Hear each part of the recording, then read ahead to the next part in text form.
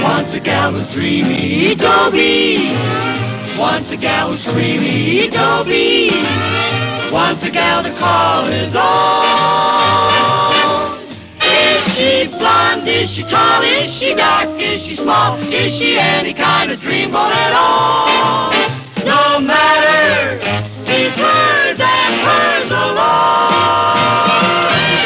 Dobie.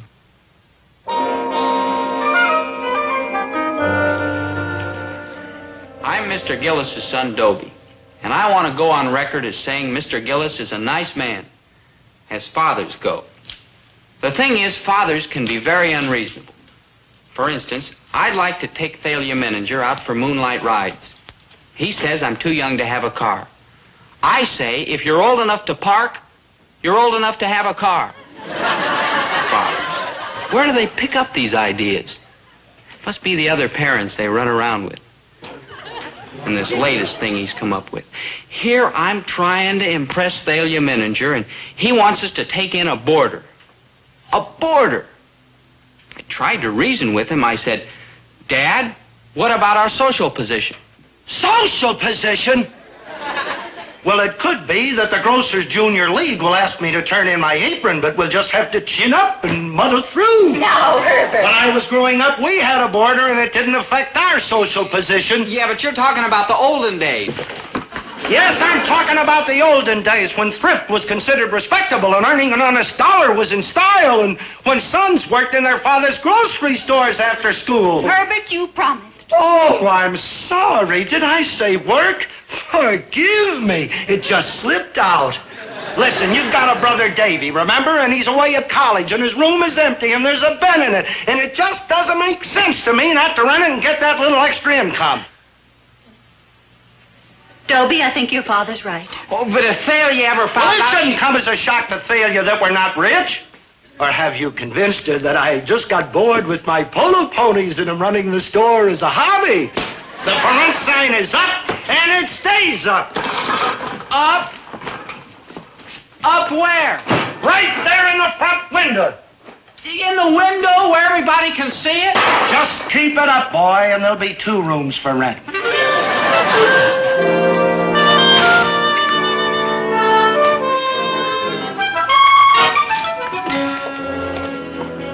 Hi, Dobie. Hi, Thalia. Yeah, just thought I'd rest. A little tired. Oh, did you rent the room yet? Huh? Did you rent the room? How'd you know? I saw the sign, silly. I walked past it a little while ago. Oh, well, let me explain. I think You it's see, a wonderful when idea. You do? I really do. It doesn't make any sense to let Davy's room go to waste when you could get a little extra money every month. Yeah, that's why I talked my father into it. Believe me, it wasn't easy. Well, I'm glad to see that you're finally getting aggressive. Uh-huh. Money is very important. Yes, I know. Uh-huh. And this idea might mean a bigger allowance. Yeah, that's the way I figured it. Uh-huh. Then will you be my steady girl? I'll consider it. Yeah, well, keep in mind that this is only one of my ideas, you know. I've got a lot of schemes to get money. We might even be able to get married. Oh, you'd have to be able to afford a car. Oh, naturally. I couldn't think of marrying a man without a car. But where would you hang the just married sign? Boy, are you kooky. Well, I better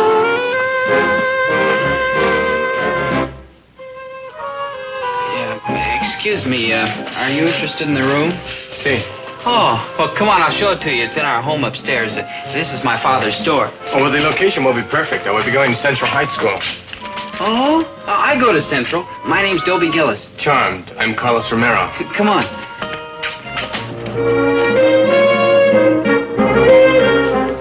Take your grubby little hands off the sign. We're renting that room. We already did.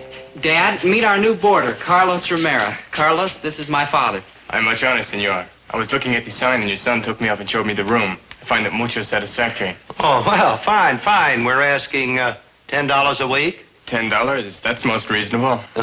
Say, by the way, are you going to be, if you and your mother will pardon the expression, working around here? No, senor. I will be going to Central High School. Your son tells me he studies there, too. Well, he goes there. Oh, Mother, I'd like you to meet our new boarder, Carlos Romero. Carlos, this is my mother. I'm much pleasure, senora. How do you do?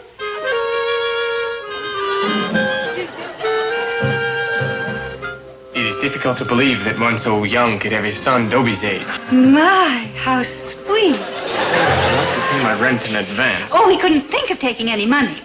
Yeah, you know, Carlos is from Buenos Aires, and his father's a general. A general? Generalissimo Sebastian Romero. Yeah, that's it. Yeah, he's here as a military observer for those maneuvers they're having out at the Army base. Well, it's an honor to have you staying with us. The honor is mine.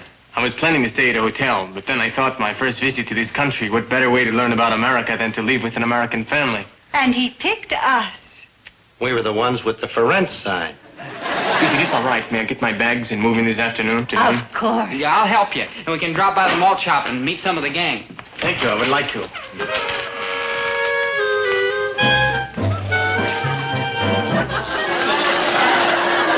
Hasta la vista, and I'm sure my stay will be pleasant. See you later.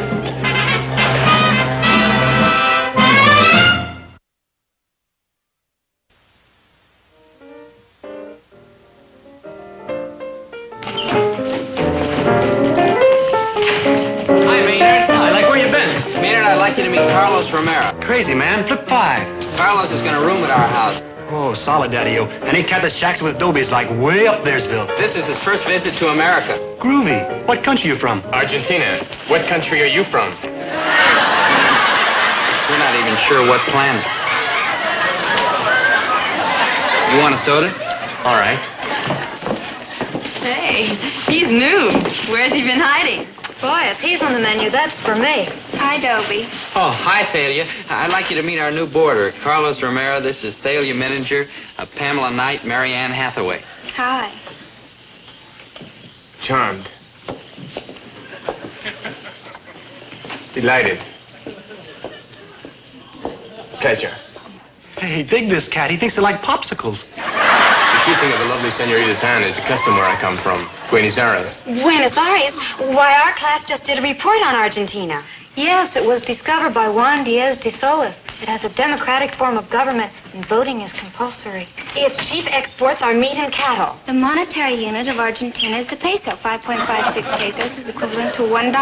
I hear it's a beautiful country. See, a most beautiful country. The green valleys, the picturesque mountain trails of the Misiones The Range. Misiones Range is also noted for its vast deposits of silver and gold. Buenos Aires is unsurpassed in its architectural beauty. It is true. The historic cathedrals, the classic elegance of the Quilon Theater, the majestic Plaza del Congreso. Oh, not to mention the breathtaking beauty of Argentina's first national bank. Have you ever visited the bank? See, many times. My father, the Generalissimo, is one of its directors. A bank director? General? Oh, how nice.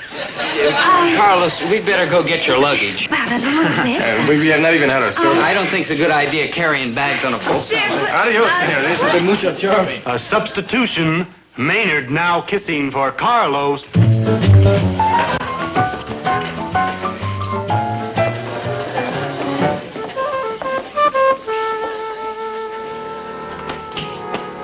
I'm all finished. I mopped the floor, polished the lamps, changed the slip covers, and washed the woodwork. Good. You can call the society editor down, tell him to come over and take the pictures. Oh, now, Herbert, remember, he's a general's son, and you can imagine what he's been used to. Well, this is just a suggestion, but we could take out the bathtub and put in a waterfall. That must be Carlos. Now, here, I'll put these away. And will you answer the door? Yeah, I'll tell him it's the maid's day off.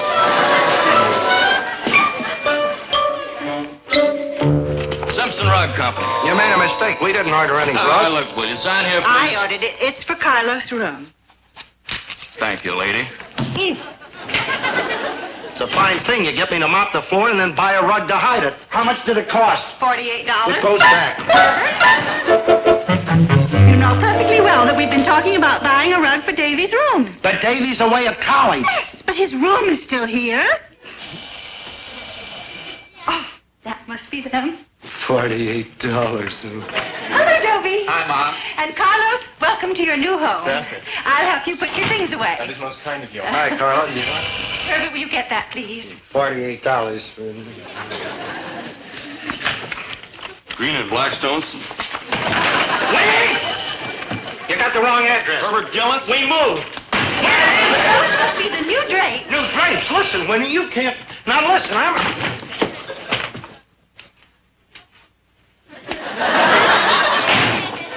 Don't you love the color?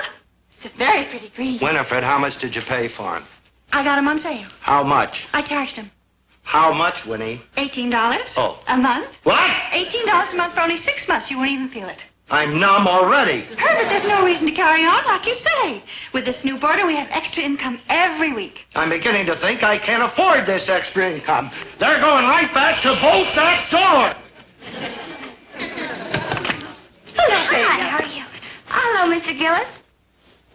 Anything wrong? You look kind of green. I'm trying to blend in with the new drapes. Well, I hope you're better soon. Thank you. Oh, I certainly envy you, Mrs. Gillis, having Carlos living here. He is charming, isn't Oh, so polite, so gallant. he? You never knew Rudolph Valentino, did you, dear? No. Rudolph and Carlos, they're the same type. Why aren't American men like that? Oh! Dobie? Dad's here to see you. Oh, hi, Thalia. Hi, Dobie. Buenos dias, Carlos. A pleasure seeing you again, Thalia. Yeah, sure, a big surprise having you drop in on me like this, Thalia. It's always nice to see you. Uh-huh. Dobie. Oh, there was something I wanted Oh, to ask excuse me. you. Oh? Oh, Carlos. Oh, what have you got there? Oh, some pictures I was showing Dobie there Yeah, of my what father. was it you wanted to ask me, Generalissimo? Thalia? Oh, I'd love to see them, may I? Thalia, Of course. what was it you wanted to ask me? My, is he handsome. You look just like him. Same features, a chin and nose and eyes. I have my father's eyes, and he has 20/20 vision. Here is one of my father in his uniform. Oh, look at all those medals. Are they real gold? See. Would you like to see a picture of my father in his uniform? He's a moose. Oh, I sure would like to meet the Generalissimo. Thalia? Oh, hi, Dobie. Hi. What was it you wanted to ask me? What? Ask me, you came here. Oh, yes, about tonight. Yeah. Would you like it if we went out? Oh, I sure We would. could make it a foursome and show Carlos Yeah, around say that's a town good little bit. idea. Say, I wonder who we ought to get. Pamela, Mary Ann? Well, you can bring anyone you like. I'm sure it'll be all right with us.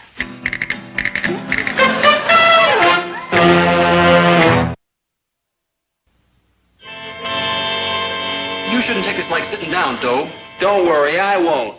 Then get yourself a chick for a foursome, and you need to keep your eye on him.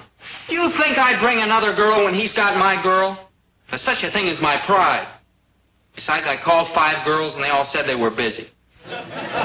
Bet they wouldn't be busy if you were that Carlos character. Yeah, they sure flipped for him. It's that smooching bit. I guess if you want a girl eating out of your hand, you gotta, like, nibble on hers, you know? Yeah, Latin American Casanova. Hey, maybe when he comes back to take a siesta, we can, like, work him over and ugly him up. Man, we gotta think of some way to break this thing up with Thalia. Now think and try to concentrate. Yeah, concentrate. There must be some way to cross up this Carlos. He's gotta have some weakness. Yeah, well, I know one weakness. He ain't hip to the King's English. Asking me what country I come from. Yeah, it's his first time in America.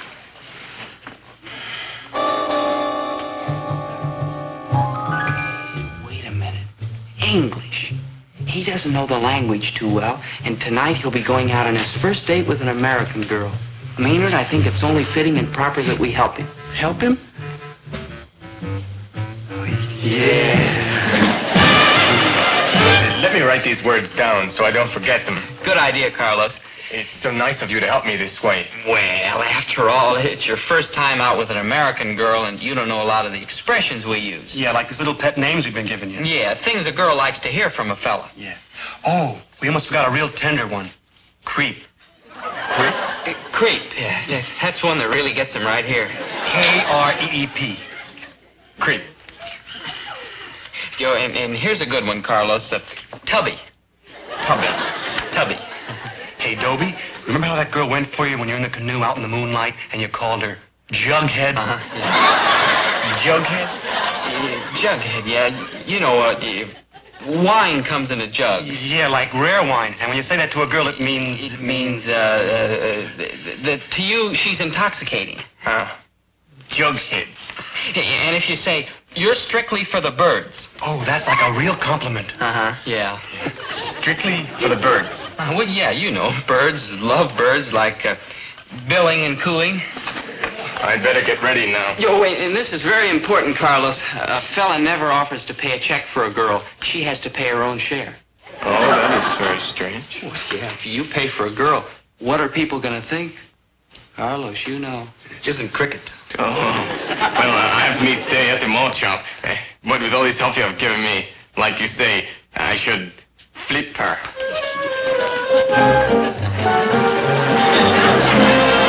And there's a wonderful movie at the Bijou, The Monster That Devoured Cleveland. We could see that. And then we could, you've never seen our park. I could take you to that. And then we could come back here for a soda. And there are just lots of things to... Carlos, why are you staring at me like that? Tell me, has anybody ever called you Jughead? Jughead? Forgive me, Tubby. It just slipped out. Tubby! We let Americans, it is our way. When we feel something, we come right out and say it. That'll be 20 cents, please. Here's my 10 cents. Here's my 10 cents. See ya? Well, if you're ready, creep, shall we leave? Jughead. Tubby. I should not call you like that. Oh, with that cute accent of yours, you could call me anything. Just as long as you keep calling. But about that check, Carlos, that wasn't very nice. Not very nice? No, I'm showing you around. You're my guest. You should have let me pay the whole thing. You're a real slob. Let us go. I have a feeling this will be a very crummy evening. How about that? She liked it. What are we gonna do now? I don't know. How can you fight a guy with an accent like that? He comes here from South America and takes over. He could have any girl he wants. If I were in his country, things would be different. I'd be the one with the accent. If my father was a general and was rich, things would be the other way around.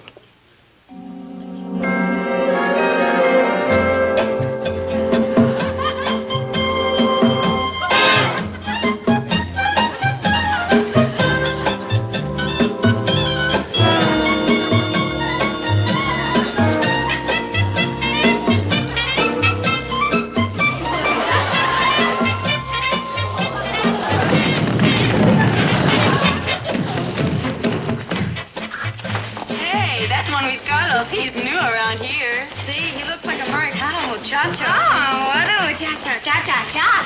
Buenas noches, senoritas. Buenas noches, Carlos. I would like you to meet my new boarder, Dobie Gillis. Dobie, this is Marianita, Camalita, and Feliaita.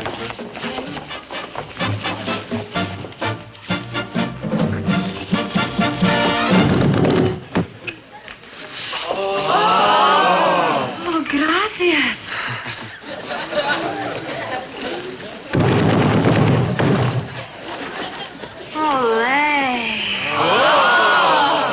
It's the custom where I come from. I'm from the United States. Oh.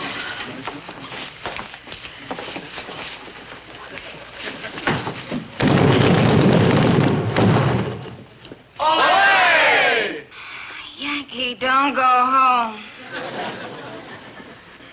Don't worry, I won't. Oh, that kiss.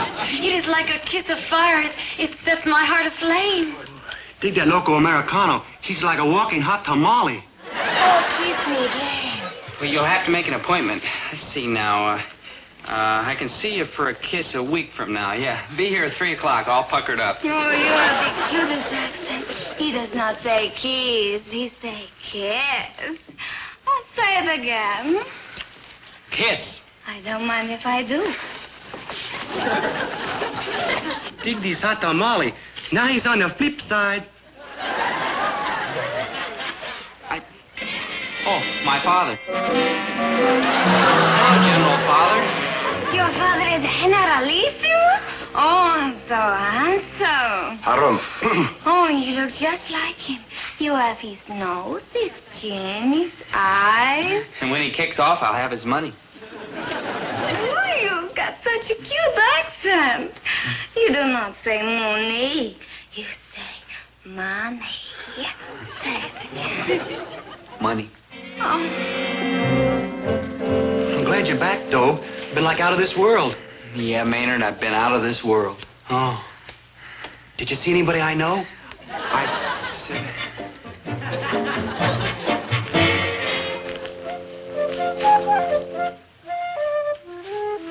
Son, is this where you come to think things out when something bugs you? Yeah, Dad. Mind if I join you? No, go right ahead. $48 for a new rug, $108 for drapes. Now she wants to wallpaper his room. Says that new wallpaper will make the room look larger. Personally, it'd look a lot larger to me without him in it. As if this spending spree wasn't enough, now she's on an etiquette kick. Carlos gets up when she comes into a room. I gotta get up when she comes into a room. Carlos wears a coat and tie to dinner. I gotta wear a coat and tie to dinner. Everything's getting so fancy. Next thing, she'll want me to starch my apron. No doubt about it, son, our good neighbor from the south has got to go. South. Well, there's nothing we can do, Dad, especially with the way Mom feels about him. You're right. And this afternoon, he's bringing his father over. Once the Generalissimo starts kissing your mother's hand, you'll never get rid of Carlos, and I'll never get rid of the Generalissimo.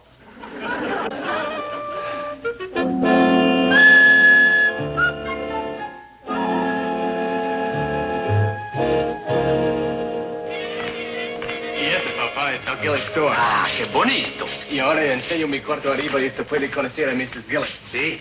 Le digo a usted cómo puede hacer una gran impresión sobre Mrs. Gillis. Las mujeres les gustan lo que llaman compliments. Si le dice a una señora, Tubby. Dobie. Una buena palabra. Dobie. Y aquí tenemos otra palabra, esa es una buena. Strictly for the birds. Strictly for the birds. Una palabra musical. Strictly for the birds.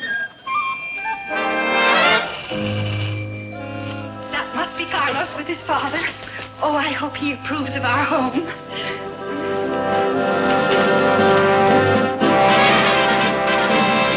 Father, may I present Mrs. Gillis? I am very honored, Generalissimo. And this is Dobie Gillis. How do you do? My father has an appointment and can only stay a minute, but I wanted him to meet you and to see where I'm living. Oh, how nice. So this is my son's lodgings. Strictly for the birds. Well, if you don't mind, creep, I'll go and see my son's room.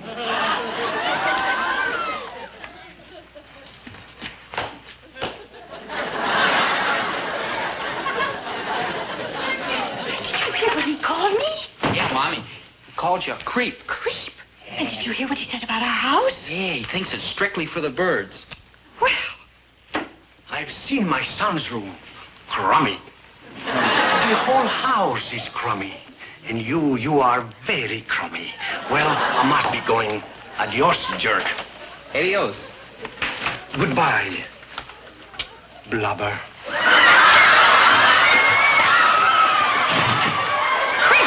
blubber.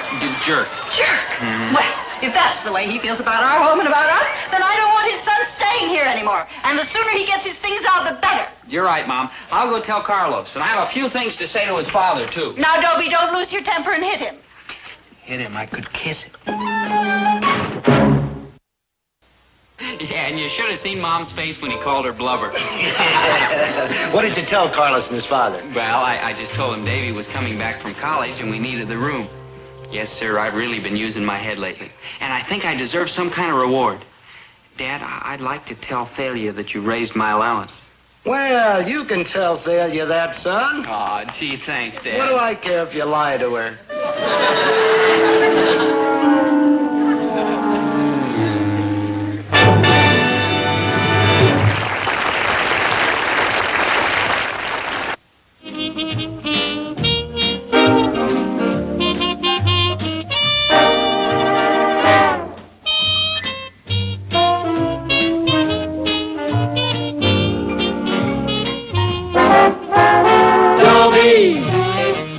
a gal was dreamy, Dobie. Once a gal was creamy, Dobie. Once a gal to call his own. Is she blonde? Is she tall? Is she dark? Is she small? Is she any kind of dream or at all? No matter, he's hers and hers alone. 'Cause Dobie has to have a girl to call his own. Once a gal was dreamy, Dobie. Once a gal was creamy, Dobie. Once a gal to call his own. Is she blonde? Is she tall? Is she dark? Is she small? Is she any kind of dreamboat at all? No matter, he's hers and hers alone. Dobie. Boy, I don't get it. There's one word that can make me the happiest.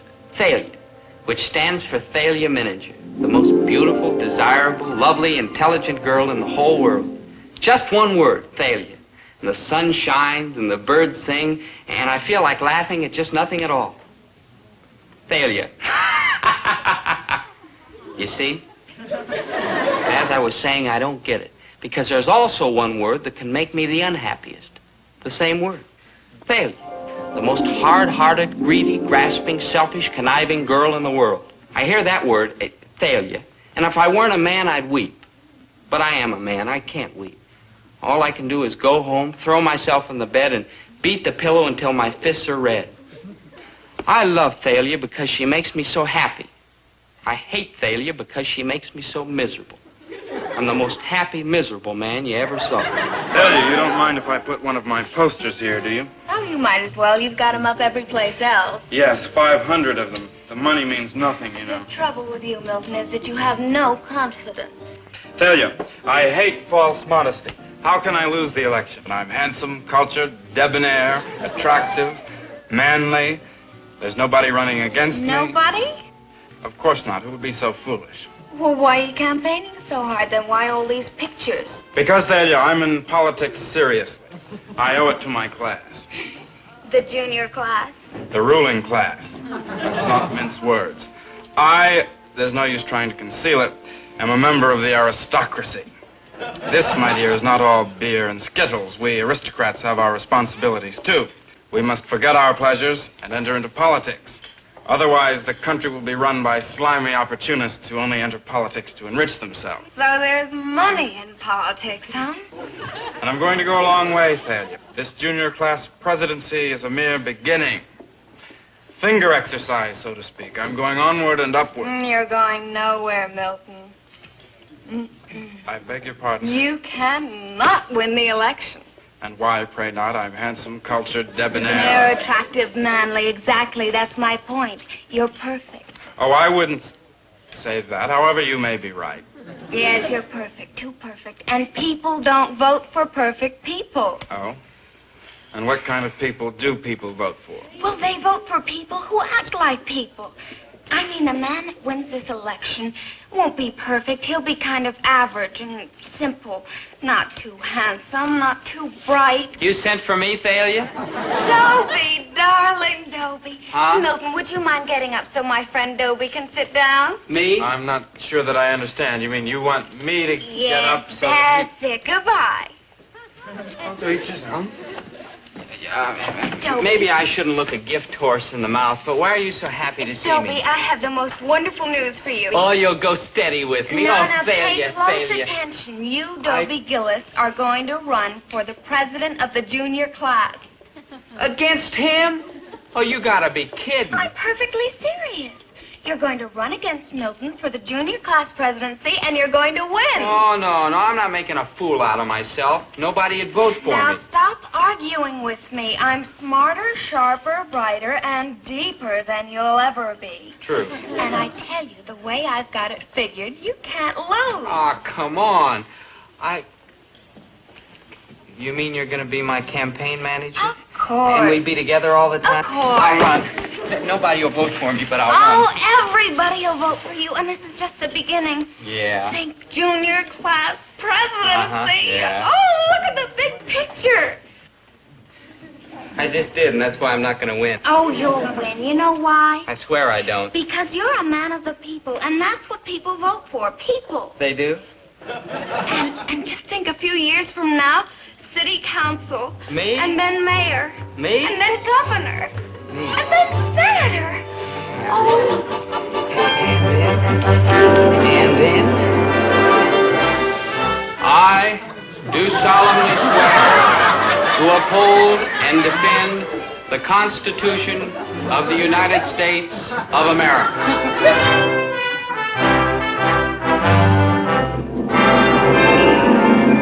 So help me, Dobie, come on. We've got to go to work. Oh, yes, my manager. Yes, my power behind the throne.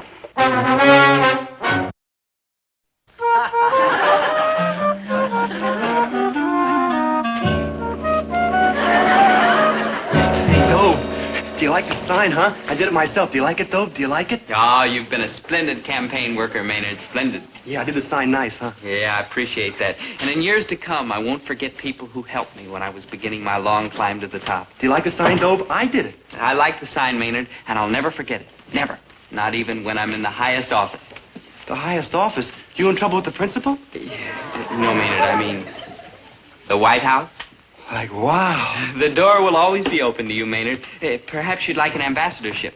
Crazy, man. Me going all them big brawls and them cats wearing red ribbons across their chests. Medals, yeah. Howdy do, Duke. Howdy do, Duchess. Duchess, Maynard. Howdy do, Duchess. Howdy do, Dutch. Good morning, Clap. Great jumping, galloping Poles. Far be it from me to interfere with the processes of democracy, but will whoever perpetrated that banner... I did it, Mr. Pomfret. Yeah, I made it all by myself. Well, then take it off all by yourself. This,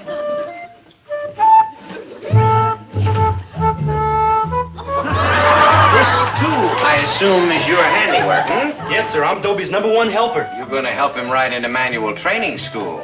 And yourself, too, if you don't stop electioneering in this class. And now, my young unemployables, if we may turn from politics to literature, please open your books to page 281. My father wanted me to study air conditioning. But no, I wanted to shape young minds. Well, we live in hope. Perhaps someday I'll find a young mind. But enough of that. It's culture time. Milton Armitage, are you awake? Yes, sir. Bottom of the page, To a Skylark by Shelley. Please begin. Hail to thee, blithe spirit, bird thou never wert. Vote for Dobie Gillis.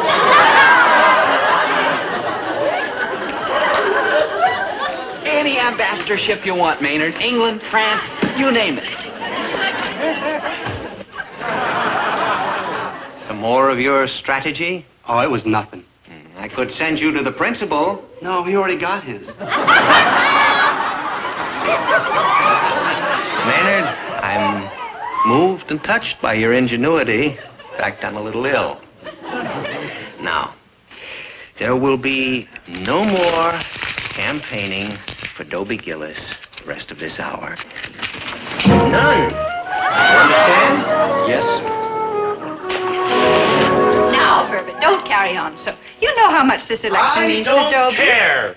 I don't like being called fellow citizen at the breakfast table, and if I don't like it once, I don't like it 6 times. Ah, fellow citizen. Listen, you little war dealer. Phone, Herbert. Mom. The romance of democracy, stories of our great presidents. Well, dear, you are taking this election seriously, aren't you? Well, after all, Mom, us presidents should know about each other. Well, aren't you a little confused, dear?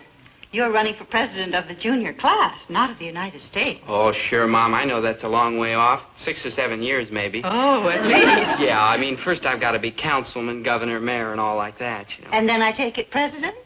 And I want you to know that I'm not forgetting the humble people who gave me my start.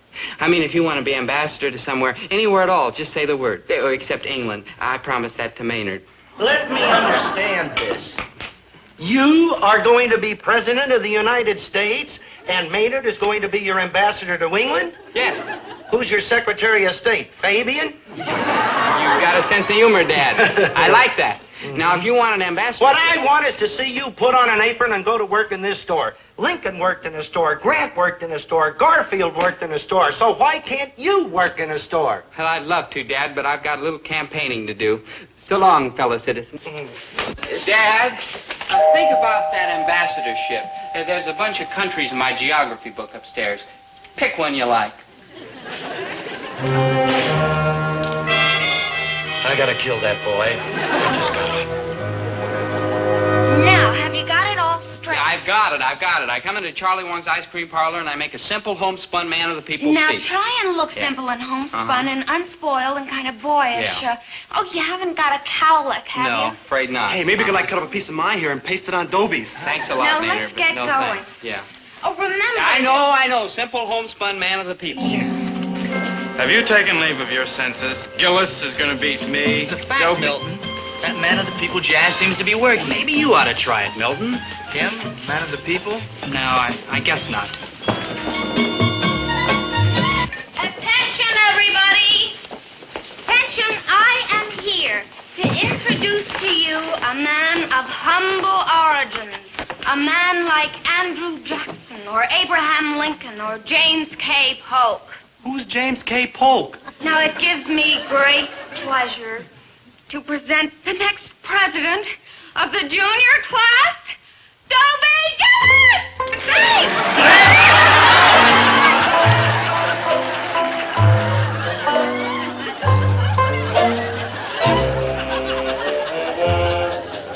Fellow citizens, shucks, I just don't know what to say. I mean, all you swell folks clapping hands for little old homespun me. I just don't deserve it is all. I mean, being president of the junior class is a great honor. And I can understand how a guy like Milton Armitage would go after the job. I mean, he's so smooth, poised, polished, and rich. And I wouldn't blame anybody if they voted for him instead of poor little old homespun me. I'm just folks, just like you all, just plain simple folks. Whereas Milton's high and mighty and a true aristocrat. I mean, he has tea every afternoon with watercress sandwiches. Well, I never had tea in my whole life. Oh, I've had cocoa a couple of times, but never tea. As for watercress sandwiches, well, give me good old peanut butter every time. Yay! See, you can see I'm just a simple, homespun man of the people type. And I wouldn't blame anybody if they voted for Milton. But I tell you this. If you honor me with your confidence, I'll work day and night to make myself worthy. I'm just folks, and I'm not too bright. But I'm honest, and I'm diligent, and I'm one of you all. And I'll be thinking all the time of the good, simple, humble Americans who lifted me to this high office. Thank you. Andy, what are you doing? I'm voting for Dobie Gillis, that's what I'm doing. Let's face it, Milton, you're dead. Am I? I will agree, dear boy, that the prospects are dismal, but whenever I need help, I know just where to get it.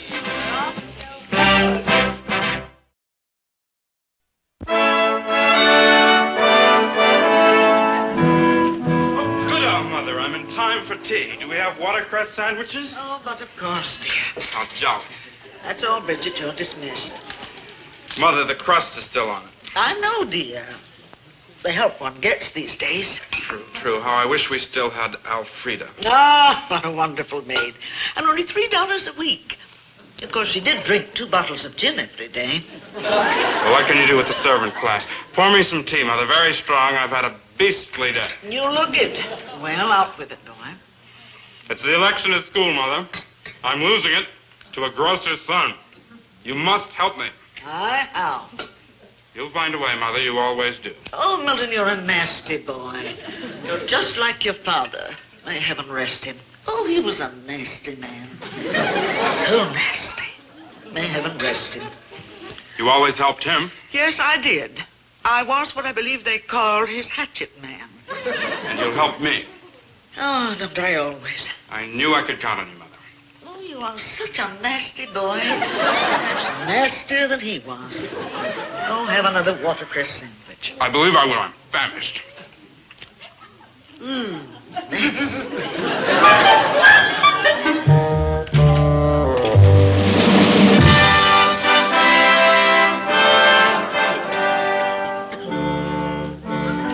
help you, lady? Oh, indeed you can. I'm Mrs. Walter Hurlbut Armitage. Not Mrs. Walter Hurlbut Armitage with the big white house on the hill, the 300 acres? All surrounded by a 16-foot brick wall with broken glass embedded in the top. Oh, this is indeed a pleasure. Allow me to introduce myself. I'm Herbert T. Gillis, proprietor. Enchanted. Me too. Say, are you in some kind of trouble? Did your car break down or something? Here, do you want to use the telephone? No, I don't want to use the phone. Oh, well, did you want to use anything at all? Just help yourself. We're simple folk, but clean. I wish to place an order. Oh, you wish to place an order with me? This list was made out by my housekeeper. I think it's fairly complete. Oh. 15 pounds of caviar? Imported. Oh, what else? 6 dozen pheasant, 120 pounds of shrimp, 36 dozen artichokes. I'm entertaining the Iraqi ambassador this week. And, of course, his wife. Yeah, those Iraqis really love their artichokes. Lobster, sirloin strip, capons, ripe rose hips. The best part of the rose. Oh, ain't it the truth? Well, there are a couple of items on here I don't happen to have in stock, but I can get them for you. I can get them for you this afternoon. Oh, splendid. Incidentally, this bill's going to amount to quite a bit of money, maybe $200-300. Oh, yes, I know. There'll be a larger order later in the week. I'm having several people for croquet. Mrs. Armitage, I really appreciate getting your business, and I want to tell you right now that Herbert T. Gillis will always treat you fair and square. Oh, that's not necessary, Mr. Gillis. Grocers always cheat me. One expects it. Not me. I'll give you a fair shake. Well, Mr. Gillis, I see you and I are going to get on famously. I kid you not, lady. You give me orders like this twice a week, and you have made a friend for life. Well, I'm delighted to hear that, Mr. Gillis, because there is a small favor I'd like to ask of you. Lady, you've got it. Your son, Dobie, and my son, Milton, are both candidates for the same office at Central High School. Your son, Dobie, according to all indications, seems to be winning the election. You mean you think my son Dobie is going to beat your son Milton? Oh, lady, somebody's been giving you a bum steer. No, Mr. Gillis, it's a fact. It's a sad fact. Sad? My son Milton is such a sensitive boy. Nasty, but sensitive. He's going to be absolutely crushed if he loses this election. Now, on the other hand, your son Dobie, coming from sturdy peasant stock, accustomed to hardship and disappointments, I feel could survive a defeat without any permanent damage. I think I'm beginning to get the picture. Yes, Mr. Gillis. You persuade your son to withdraw from the election, and I'll give you all my grocery business. Now, that isn't quite fair, Mrs. Armitage. After all, Dobie's worked very hard. Orders like this, Mr. Gillis, twice a week. But sometimes oftener. Well, I don't know. I don't like doing this, Mr. Gillis. Especially for Milton. He's such a nasty boy. We can't pick our children, can we? No, we sure can't. But look at it this way. Dobie's young. There's always next year. And with the profit, the very handsome profit you'd be making each week from me, perhaps you could buy the boy some little thing to console him. Well, looking at it that way... Thank you, Mr. Gillis. I knew you'd understand. Yeah. I understand, but how am I going to make Dobie understand? Dobie, my boy, sit down there a minute. I'd like to talk to you. Dobie, I was 17 once, and I realize now that many things that seem very important when you're 17, in a few years, they're completely forgotten. Oh, that's awful. My boy. Yeah, that's better. My boy, when I was 17... Ooh, that's worse. Son. Oh, that's... Yeah, the manly approach. Stand up, Dobie. Stand up. That's it.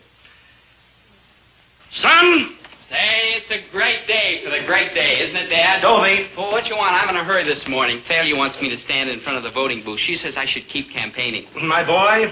Yes, Dad? Son, Maker of presidents? Now, don't talk like that. I got something to say to you, and you're not making it any easier. Nah, Dad, I know how you must feel. Listen, you don't have to congratulate me right now anyway. Wait till the election's over and I get home this evening. Then you'll have all day to work on your speech. Son. Just say something simple to me. Son. Simple. But remember, someday it's likely to be printed in a book like this. Son.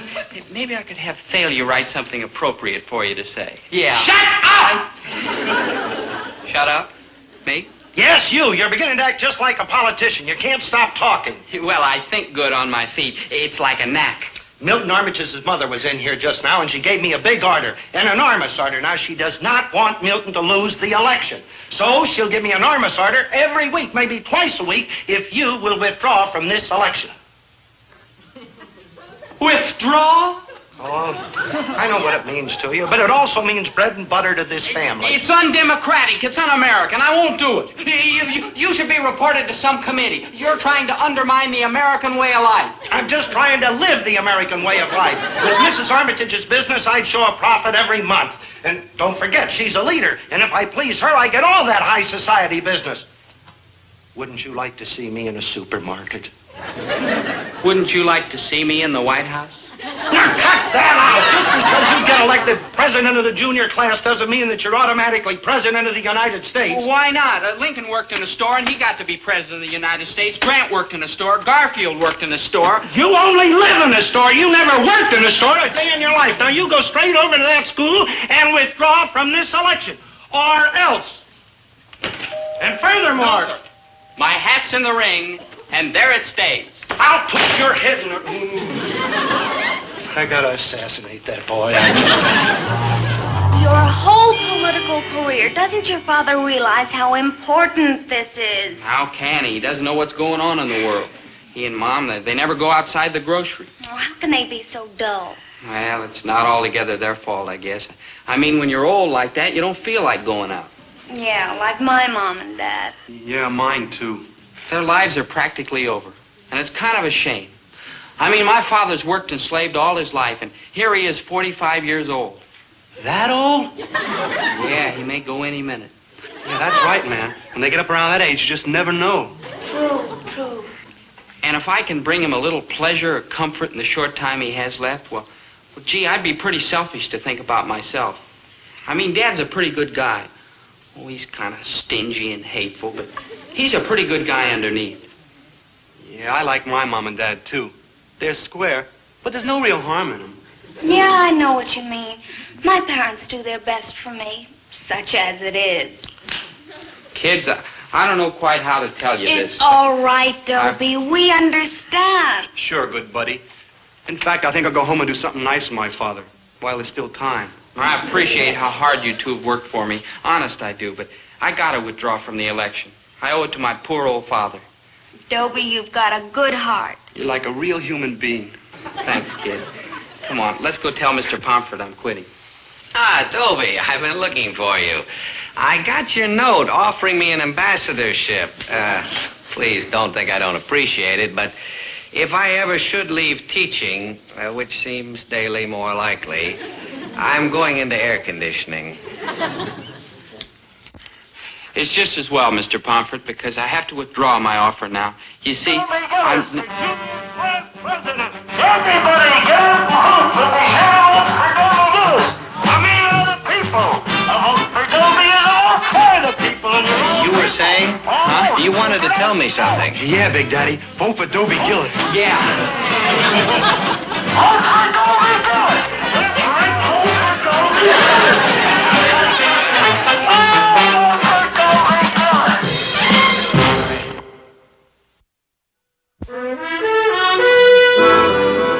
Calm down, Milton.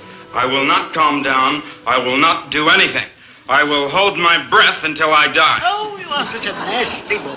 You promised, Mother. You promised me you'd make Gillis withdraw from the election, but you didn't. He won the election, and now look at me. A failure at 17. This may be the very best thing that ever happened to you. Oh, the grocery list. Bridget, I want you to call Gillis Grocery Store and place this order. And from now on, place all our groceries with Gillis. My Mother, how could you? I will hear no more, you nasty boy. All right, Mother, but you must give me something very nice or I'll have another one of my asthma attacks. Very well, I'll give you something very nice. A little red sports car. No. A little blue motorcycle. No? What? A watercress sandwich. Oh, mice and rats. Nest.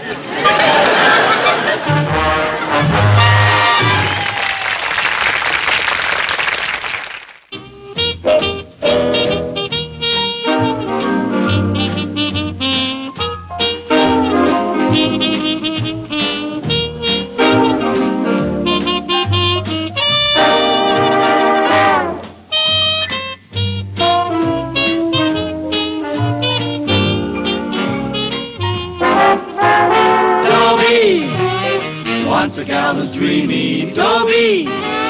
Once a gal was creamy, Dobie. Once a gal to call his own. Is she blonde? Is she tall? Is she dark? Is she small? Is she any kind of dream one at all? No matter, he's hers and hers alone.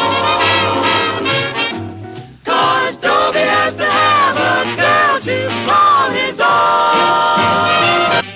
Once a gal was dreamy, Dobie. Once a gal was creamy, Dobie. Once a gal to call his own. Is she blonde? Is she tall? Is she dark? Is she small? Is she any kind of dreamboat at all? No matter, he's hers and hers alone. Dobie. Thalia Mininger. Thalia Mininger is the girl I'm in love with. My romance with Thalia is kind of a triangle. I love her and she loves money. It's unbelievable that such a warm, soft girl can't think of anything but cold, hard cash. Don Willoughby, captain of the baseball team. Nope. Butch Glendon, captain of the basketball team. Nope. Milton Armitage, captain of the football team. No. Then take your clammy hands off. Thalia. Now, don't sit down. I'm not interested in sitting with anyone who isn't big and strong and magnificently coordinated. But I have other virtues. Like what? Well, I'm humble. You have so much to be humble about. Now listen, Now Thalia. listen to me. Can you pole vault 14 feet? No, or but I run have a a mile kind in heart. 4 minutes? And I'm good to my Or mother. pitch a no-hitter? Or run And I 90 can touch my yards for a toes without touchdown? bending my Oh, knees. let's face it, Dobie, you're just not an athlete. I don't get it. Why all this sudden interest in athletics? Why not? Well, it's kind of clean and wholesome, and you're kind of mean and grubby. No offense. Dobie, I've told you 1,000 times. I don't care about money, not for you. me. No, you're only thinking of your family. You got to marry a rich boy because your father is 60 years old and has Kidney a kidney condition. And your mother isn't getting any younger. No. And your sister married a loafer, and your brother is unemployable. Uh-huh. And it's up to you to save the family Poorhouse. from the poorhouse. Yeah, I know. Yes, I know. that's Well, what's this got to do with athletics? I've been reading an article here. Do you know that Ted Williams got $100,000 from the Boston Red Sox last year? Imagine that! Just for playing a couple of hours of baseball every day, Yeah. and he got a nice suntan, too. Oh, yeah, especially in those night And games. Mickey yeah. Mantle got $80,000. Well, he's younger. And do you know what the quarterback of the Chicago Bears got last year? Lumps. Don't get smart, mister. There's money in athletics. Big money. Take the second Lewis Schmeling fight. Do you know that Lewis got $260,000 and knocked out Schmeling in 1 minute and 58 seconds of the first round? Yeah, I'll bet you know how much that is a second, don't you? 2,271. So you can sneer all you want, but the man that gets me is going to be a big brawny athlete. Yeah. Well, in the meantime, you got to admit that I'm kind of appealing in a puny sort of a way. So how about going with me to the drive-in tonight? The picture's a gasser. The monster who devoured Cleveland. The monster who... Oh, Dobie, you're positively sick-making. Well, we don't have to watch the movie, if you know what I mean. Yeah, I know what you mean, but you don't seem to know what I mean. You and I are through. That's all. What I want is a big, brawny athlete. I know, yeah. Hello, down. child. Milton! Hello, Oh, child. you're so big and strong and athletic. I guess you could say that. Rich, too. Well, old money. That's the best kind. Tell me, my dear, what are you doing tonight? Not a thing. What did you have in mind? The drive-in movie. They're playing rather an amusing little pastiche there tonight called The Monster Who Devoured Cleveland. Oh, I'm dying to see it. Now listen, Milton. Say 7-ish? Any issue like. Milton? Which car shall I bring? The long, low convertible or the long, high convertible? Oh, well, you decide, Milton. Very well, I'll have Fidelio polish them both. Now, just a darn minute, Milton. Sonny, did you lose your mother? You're so funny and strong and old money. I'd like to point out that Thalia and I were having a private conversation. How nice for you. And now Thalia and I are having a private conversation, so why don't you toddle off? Thalia, I appeal to you. No, Dobie, you don't appeal to me. You're a nice, sweet, weak little man, but toddle off. Pastiche.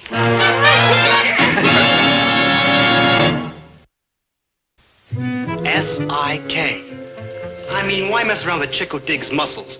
I mean, look at it this way. You get, like, maimed. Maynard, it's written in the great books. He who lives for love must be ready to die for love. Besides, without Thalia, what is there worth living for? You gone ape? Lots of things. Name one. I'll name them all. Dizzy Gillespie. We're star-crossed lovers, but somehow, some way, we'll beat the odds. Daddy-o, you're like a rebel with a lost cause. Thalia only digs like athletes. Okay, then I'll become an athlete. Make me a muscle. Huh? Make me a muscle. Oh. Dobie, find yourself a chick who digs like your beautiful mind. Maynard, you're the hippest, but when it comes to love, let's face it, you're square. Smile when you say that, mister. You don't get the point. A man in love can move mountains. Yeah, but he can't become an athlete. I'll become an athlete.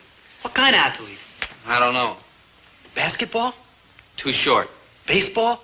Too slow. Shot put? Too weak. Football? Too yellow. That leaves the girls' swimming team, and you'll never pass the physical. I'm sure I have athletic abilities. They just have to be tapped. Dobie, love has tapped you so hard you're punchy. Maybe polo's my game. Or lacrosse. Or squash. Punchy? Did you say punchy? Yeah, I sure did. Maynard, you just said the magic game. Boxing. I'll become a ruthless fighting machine. So long, Dobie. You just crossed over. Maynard, do we have a boxing team? No. Then who's to know I'm not a ruthless fighting machine? Well, for one, Thalia won't know. She'll know when I flatten the greatest athlete in the history of Central High. All city, all state, all interscholastic. Man, you could only mean... Moose McCullough, the legend. Oh, I know he'll cooperate. Oh, I dig. A fix. Yeah. Yeah, what makes you think Moose McCullough's gonna let himself get flattened by you? Because Moose springs from that special breed of men. He'll do anything for love. The pursuit of La Femme is the noblest art known to man, Dobie. You can count on me. I knew you'd feel that way, Moose. We're cut from the same cloth. Oh, little Moose must be hungry. Hand me that bottle, will you? Oh, sure, Moose.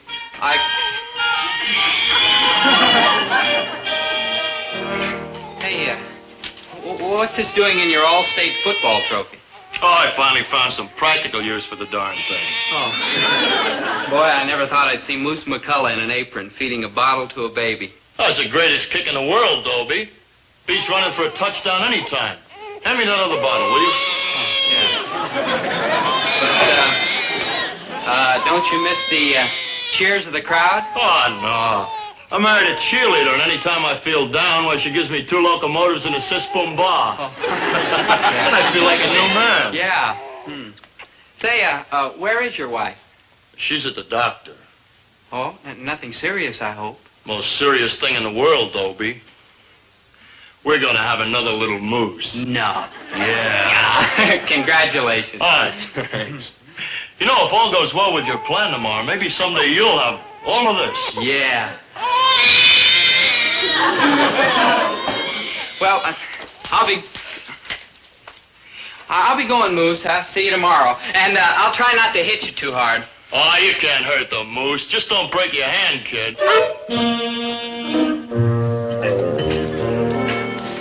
Oh, Dobie, how sweet sweet. I'm just mad about banana split. If only I could be a banana split. Now, Dobie, let's not make things difficult. I may as well tell you, Thalia. When I leave this table, it's all over. Kaput. I'll never bother you again. Dobie. Please, no pity. I know now there can never be anything between us. I'm too insignificant, too ordinary, too commonplace. There's only one thing I can say. Yeah? You're absolutely right.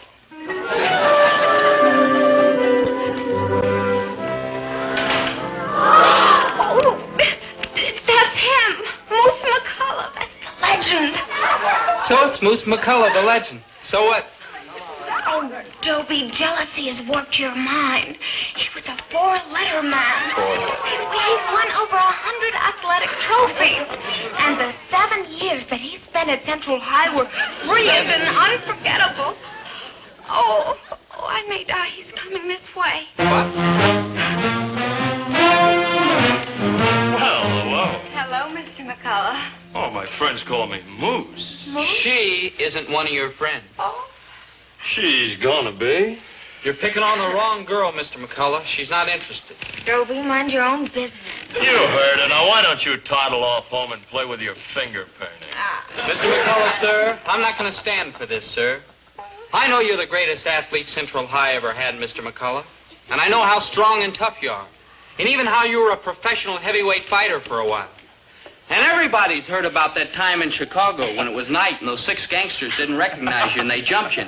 How you almost killed them. I know all about that, Mr. McCullough, sir. All about what? Listen, why don't you run over to the counter and see if they've got your pablum ready yet? But I love Thalia Millinger. And I'm going to count to 3, and if you haven't stopped bothering her by then, I'm going to slug you, Mr. McCullough. Oh, I know, you may kill me. But what does it matter? What is my life compared to 1 second of Thalia Millinger's happiness? So leave her alone, Mr. McCullough, or else. 1. No, Dobie, you're crazy. 2. Stop before it's too late. 3. He'll kill you, Dobie!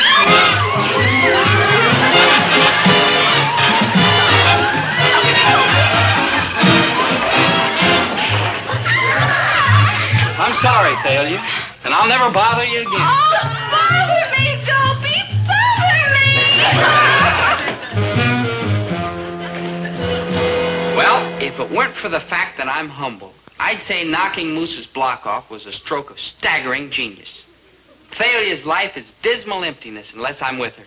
And for the first time, I know the feeling of power. I'm top fist. Men fear me because I'm menacing and destructive. It's a lie, but I like it. Oh, here, I'll show you what I mean. Hey, you. Yeah? Put these in my locker. What are you, a kook or something? I'm Dobie Gillis. Top fist. Gee, I'm sorry. I didn't know it was you. I hope you'll excuse my rudeness. That was nothing. You should see what happens when I go into Charlie Wong's ice cream parlor. Top fist, fierce as a lion. Top fist, quick as a snake. He'll break your jaw without trying.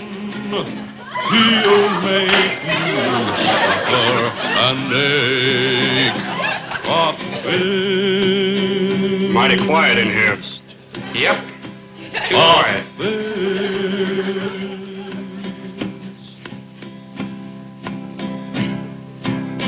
Play something for Top Fist. Play.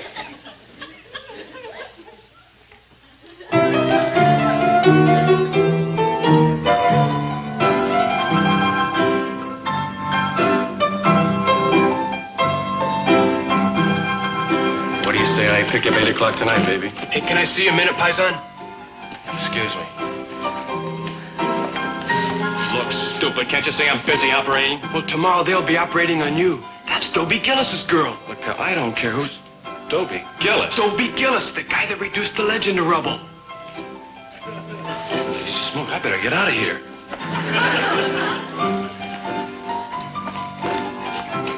Honest, Gillis, I didn't know she was your girl. Yep.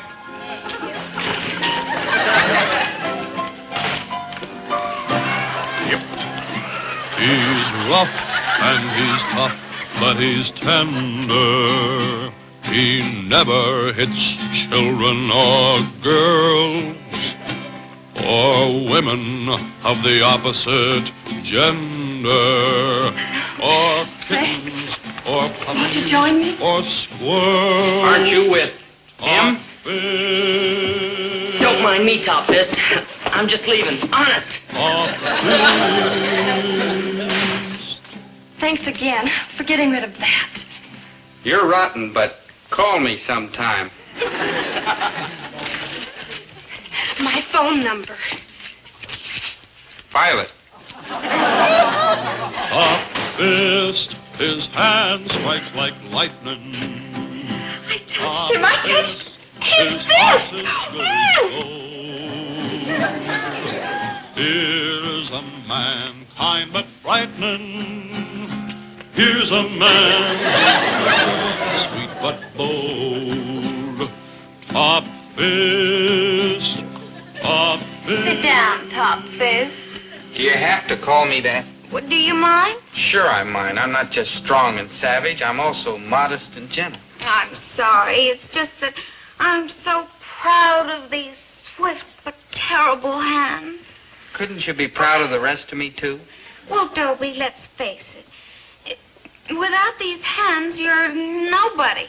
But with them, you're somebody. What you doing tonight, baby? Well, what you got in mind? A drive-in movie?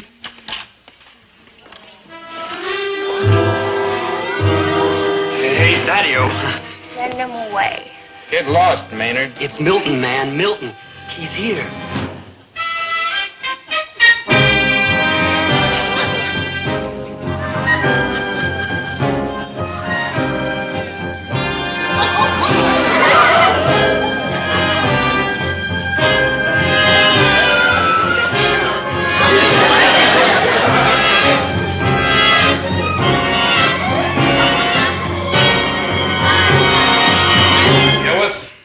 Yep. Gillis, I didn't come here to make trouble, but Thalia Menninger is my girl, and I'm asking you to stay away from her. Yep. I know your reputation, but nobody moves in on my girl and gets away with it. Yep. I know what you did to the moose. I'll take my chances. Yep. Yep. Nothing can change my mind. Oh, I gotta see you, Top Fist, right away. I like business.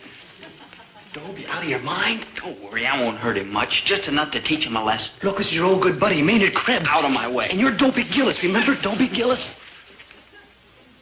Oh, my gosh. I forgot. All right, Gillis. What about it? Yeah, it's okay, Milton. Failure's yours. I'm hanging up my fists. You hear that, baby? He's yelling. Dobie, I know how you feel, but one more fight won't hurt. There's always one more fight, Thalia, gal. Don't you see, if I don't quit now, I'll never quit. They won't let me. There'll always be some glory-seeking punk looking to knock off the guy who knocked off the legend. No? That's why I'm hanging up my fists. No, You'll fight or else. No. You be in the park at 3 o'clock tomorrow afternoon, and we'll all know you're yellow. 3 o'clock. Sharp. Yellow.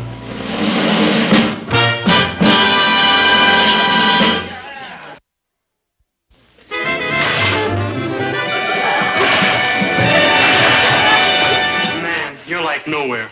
Let's try something else. Yeah. Hit the old mitt. Yeah, just wait. No, hit the old mitt. Oh, I'm sorry, Maynard. Sorry. For what? For hitting you. Pretty terrific, huh? Yeah, deadly. No butterfly could take such punishment and like live. That was my best punch. Yeah? Uh-huh. Let's try another approach. Can you fight dirty? Maynard, try to be helpful. Okay, call off the fight.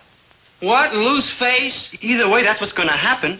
I repeat, call off the fight. You lose the chick, but you like stay out of the hospital. Maynard, what's a split lip compared to a broken heart? No, if anyone calls off this fight, it's gonna be Milton Armitage. Which isn't a bad idea. Daddy-o, there's no way on earth of talking that cat out of this massacre. Maynard, where there's a moose, there's a way.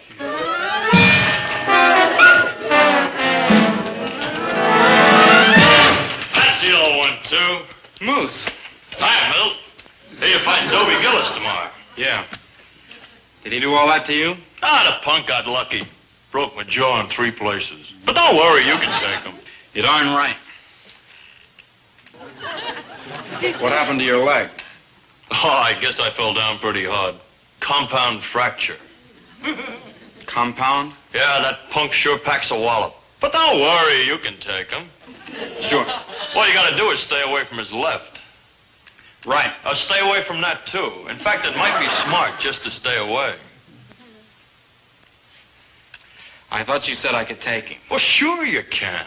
I was just thinking about that Grecian nose of yours. What about it?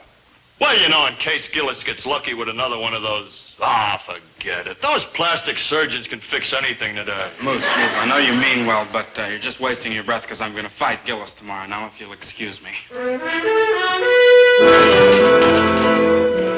What's taking the Moose so long? I hope he isn't having trouble talking Milton out of the fight. Yeah, I hope so, too, because if Milton fights, you're like dead. Dobie! You're like dead. You didn't talk him out of it? I did my best. What am I going to do? You could, like, blow town. You're gonna stay right here and fight, boy. Me? Him? Him, he's top fist, ain't he? But, Moose, you know that's not true. People only call me that. Well, they called me the legend, and by George, I became the legend. Listen to me, Dobie. You can do it. If you believe in yourself, you can do it. But, Moose... No buts. Do you love failure or don't you? Sure I love her, but... No buts! Now, look. Love can change the world. It can move the earth. Love changed a 97-pound weakling into top fist. Grit, boy, grit. Courage, determination. Fight, smash, kill, destroy for love. For failure. You can do it, boy. You can do it. Sure, Dobie. You can do it. Remember, good buddy. Top fist, fierce as a lion. Top fist, quick as a snake. He'll break your jaw without trying. He'll make you suffer and ache. Top fist, the world stands and trembles. Top fist, with muscles just like steel. I broke it. No, it's just bent a little. My hand, Maynard, my hand. Ow! Failure. Dobie, what happened to your hand? The hazards of training, my dear. Yeah, it's broken. All 6 fingers. Yeah. Oh, that's a shame. Well, I guess you'll just have to fight with your left hand then. You mean you still want me to fight? Well, why not? I mean, you don't need more than one hand to take a cream puff like Milton. Cream Puff, he's captain of the football team. You'll take him top fist. I know you will. What happened to you? Accident in training. You? Same thing. Tough. Yeah, tough. Yeah, tough. Naturally, my dear, in view of these unforeseen developments, we'll have to cancel our bout. Uh-huh. Perhaps in a year and a half or so, when it heals. My doctor says 3 years. Yeah, I think you're just a couple of fakers. Yes, I rather thought you would. You're a great beauty, Thalia, but you have a very suspicious nature. So I've brought here a little proof. I have an X-ray picture here. That dark line you see there is a fracture. Compound fracture, I believe. Very interesting. Are you convinced now? Yes, there's only one thing wrong. It's an X-ray of a foot. Fools. Nice try, Milton. Now, I suppose you have an X-ray to give me, too? You're darn right. Maynard, show her the X-ray. And this is no foot. Ah, you're right. It's a hand. Then you believe me? Yes, I certainly do. And you'll be my girl? No, I certainly won't. Then you're mine. No, Milton, what I want is a fighter. And a fighter needs 2 things. He needs lots of guts and 2 hands of iron. You haven't got one and he hasn't got the other. So I'm just going to have to keep looking. Goodbye, boys. Well, chin up, fellas. Look at it this way. You're like better off without her. I mean, who needs girls? They're like fickle, And they like spend your money, and they like bug you all the time. I mean, like, who needs them? Like, shut up.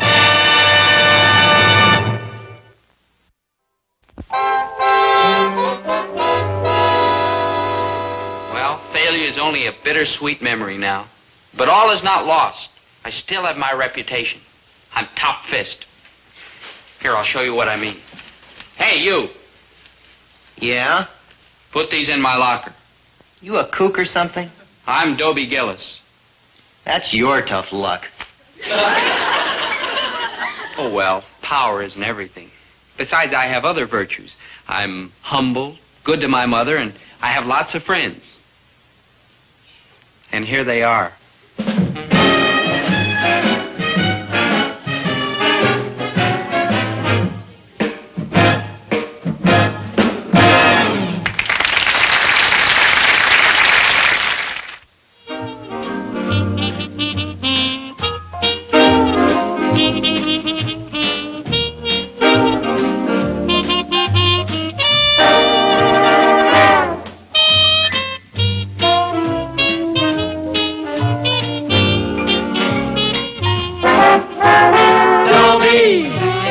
Once a gal was dreamy, Dobie.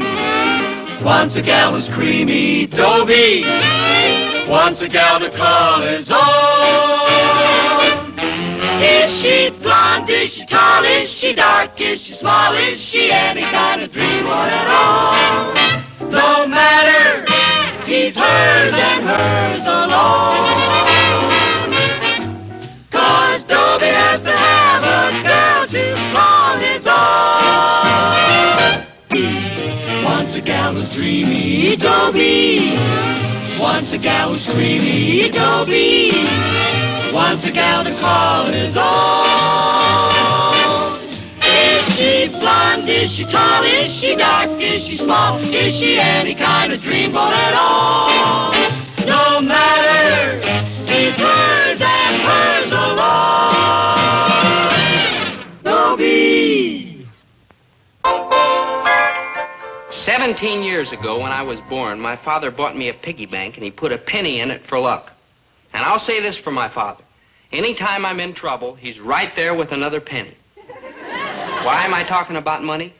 Same reason as always. Thalia Menninger. Ah, Thalia. Thalia the lovely, Thalia the divine. And she's so unpredictable. She's the most predictable, unpredictable girl I know. One minute she comes up to me all sweet and soft and creamy. That's the way she is for 1 minute. But the next 59 minutes, she's like that with some other guy. Oh, gosh, Thalia. Gosh, what? Gosh, you're sweet and soft and creamy. Now, that's because I'm with you, Dobie, dear. How about going for a nice long walk? Well, I can't. I promised Chatsworth Osborne Jr. I'd wait for him. Chatsworth Osborne Jr.? That snob? Why, if he weren't rich, you wouldn't But even... he is. Money's all you care about. You wouldn't even look at Chatsworth Osborne Jr. if he didn't live in that big house on the hill and drive an expensive sports car and was poor. We'll never know. He's loaded. Yeah. Look what he gave me. Smell. The most wonderful perfume in the world. Oh, yeah? Well, what's it called? Spell it. M-M-M-M-M. Oh, French, huh? Listen, Thalia. Oh, why don't you and I just go... Hi, Chatsworth. Hi, Thalia. Hi, Gillis, baby. Look, Thalia, you just forget about Chatsworth Osborne Jr. and we'll take that nice long walk. Walking builds up the calves. It's vital to have strong calves. In case of fire and stuff like that, there's nothing like strong calves to get you out of there fast.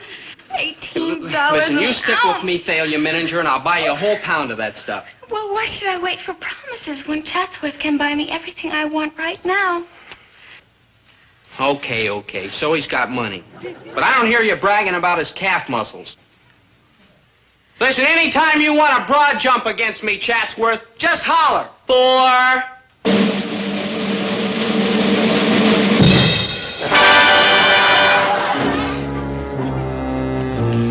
Oh, Chatsworth, that was just marvelous. Yes, it was rather, wasn't Oh, it? I bet you have the strongest calves. Oh, would you care to feel them? May I?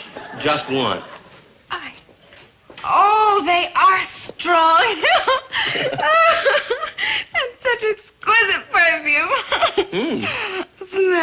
28 feet. Hey, watch that. She's with me. She's my girl, practically.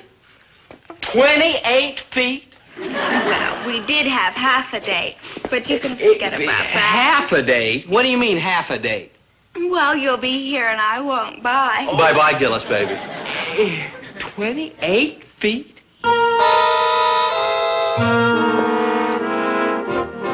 Why so pale and wan, fair lover? No, it's just my calves that are pale and wan. What? Never mind. Okay. Never mind what? Maynard, you asked me why so pale and wan, fair lover. No, I didn't. That's something I gotta learn for English. Oh. I don't like dig it. I thought maybe you'd clue me. Please, Maynard, I've got enough troubles with failure. But I need help, and if you don't help me, good buddy, who's gonna help me? Oh, okay, Maynard. Now look, it's a poem, like a lyric to a song. You understand that? Yeah. Why so pale and wan, fair lover? Prithee, why so pale? Will, when looking well, can't move her. Looking ill, prevail. Prithee, why so pale? Hey, go, man, go. I mean, go, Dope. Will, when looking well, can't move her. Looking ill, prevail. That's it. That's the way I can get failure. It has to be. It's the only thing I haven't tried. I don't like dig. Look, girls go crazy about fellas like poets who are pale and wan and hungry looking. And that's how I'm going to get failure, by looking pale and wan and hungry. How? I won't eat anything. But what are you going to do when you get hungry? Stay hungry. Look, for the love of Thalia Menninger, I can do it. I'm going on a hunger strike till she promises to be my girl. Dobie could, like, starve. Oh, she won't let me starve. Did England let Gandhi starve? Who? England, Maynard. Yeah, England, I know. What's the other cat? Mahatma Gandhi, Maynard. And when that little man in the loincloth went on a hunger strike, he brought the whole British Empire to its knees. And I know Thalia isn't any stronger than the British Empire. Want to bet?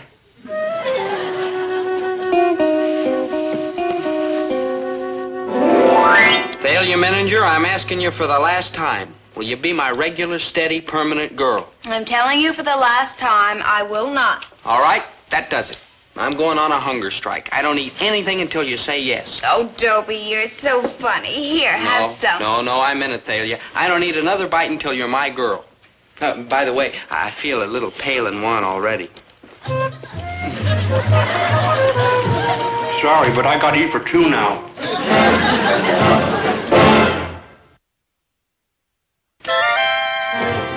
Oh, there you are, dear. I was beginning to worry that your dinner might get cold. Sit down. Roast lamb. No, thanks, Mom. I'm not hungry. I'm ready to go. I've lived a good life, not perfect maybe, made some mistakes, but all in all, a good life. I'm ready. Herbert, what are you talking about? You heard what the boy said. He is not hungry. And Dobie not hungry can mean only one thing. The end of the world is coming. Okay, I'm ready. Dobie, sit down. Herbert, stop teasing. No, thanks, Mom. I meant it. I'm not hungry. You're sick.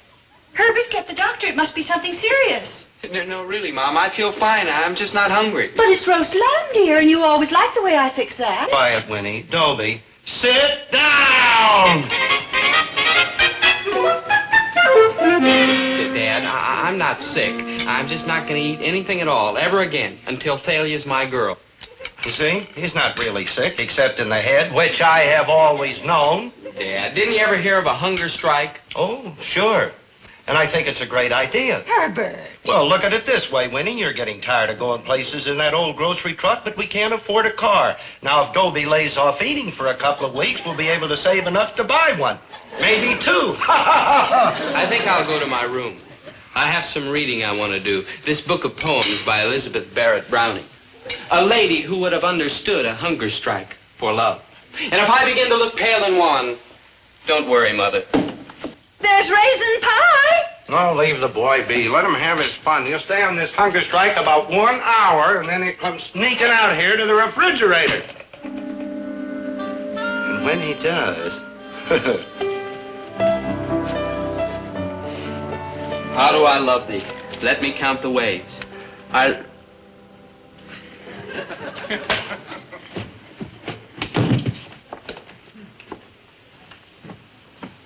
Sorry, Elizabeth Barrett. How do I love thee? Let me count the ways. How do I love thee? Let me count the ways. I love thee like raisin pie, and I love thee like roast lamb. I love thee like raisin pie, roast lamb. I'm starving. Mother's right. I could starve to death.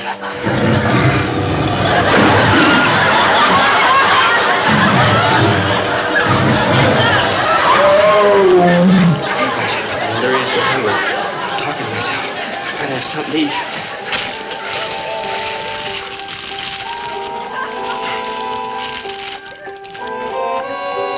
Gotta start out the starvation diet all at once. Gotta start out just cutting down. Gotta have something, anything.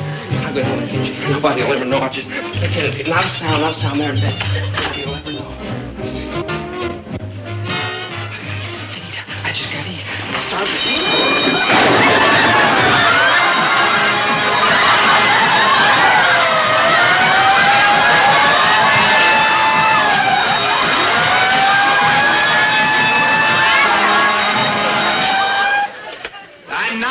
I'm not eating. I know, and you weren't about to either. No, sir. If my Mahatma Gandhi can do it for India, I can do it for Thalia. I was just getting some ice for my fevered brow. Oh, well, that's different. So you're determined to stay on this hunger strike, huh? Yeah. Well, I tell you what I'm going to do to help you. I'm going to sleep on the couch in the living room tonight where I can hear you, just in case you should walk in your sleep and wind up back at the refrigerator or down in the store. Oh, thanks, Dad. Oh, think nothing of it. Just resetting the alarm. Oh, thanks. Good night, Mom.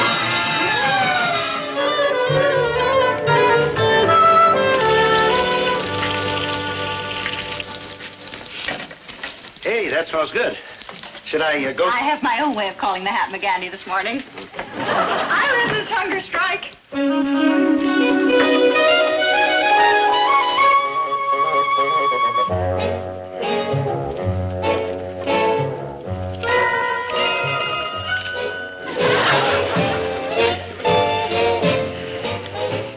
Food.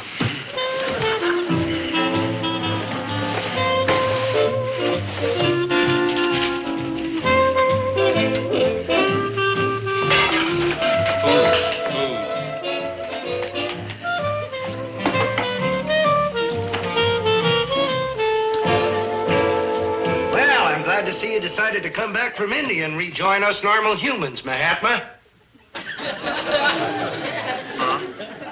I'm glad the hunger strike is over. I knew that even failure couldn't make you miss more than one meal. Oh, I almost forgot. Sure, the hunger strike's not over. I said I was going without food until Thalia's my girl, and I meant it. Dobie, you've got to eat. I am not going to stand by and see that boy ruin his health. Oh, take it easy, Winnie. He just can't give in right in front of us, not yet anyway. Boys won't go long without food. He'll eat, and plenty. Come on if you don't want to be late for the first class. Maynard, give me. Hold, good buddy. You're on a hunger strike, remember? I remember. Oh, Dobie, I think it's so wonderful you're going on a hunger strike for love. We all think it's the most thrilling thing we ever heard of. Oh, thanks. It's nothing. Come on, hurry and finish that, Maynard, or we'll be late.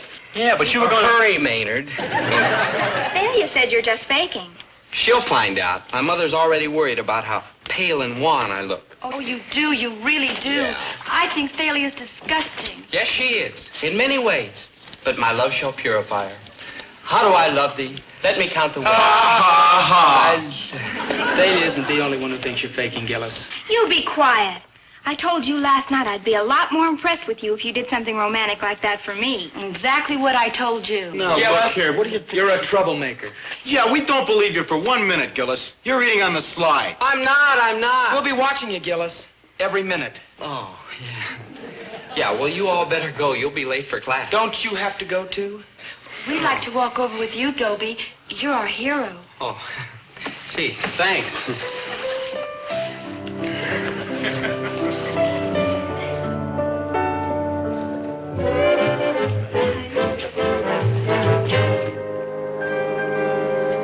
Hey, hungry lover, you want a hot dog? Now leave Dobie alone. Very good hot dogs, Gillis. And I'll buy. No, thanks. Okay, just remember, we're watching you. You mind your own business, you glutton. Here you are, Dobe. I got it for you. Not here, Maynard. They're watching. Eat it, eat it. Oh. I gotta get something to eat. I'm starving. I know, go home and eat. Maynard, I told you I'm starving there, too. My dad'd laugh at me. Listen, I'll go home. You get me something to eat. Sneak it into my room through the window. Well, good boy. Till I finish this.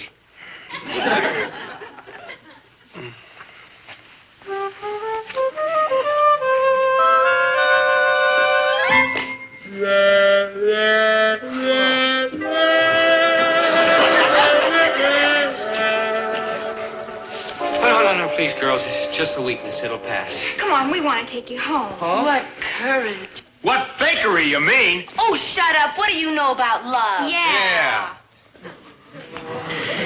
How do you stand on lynching?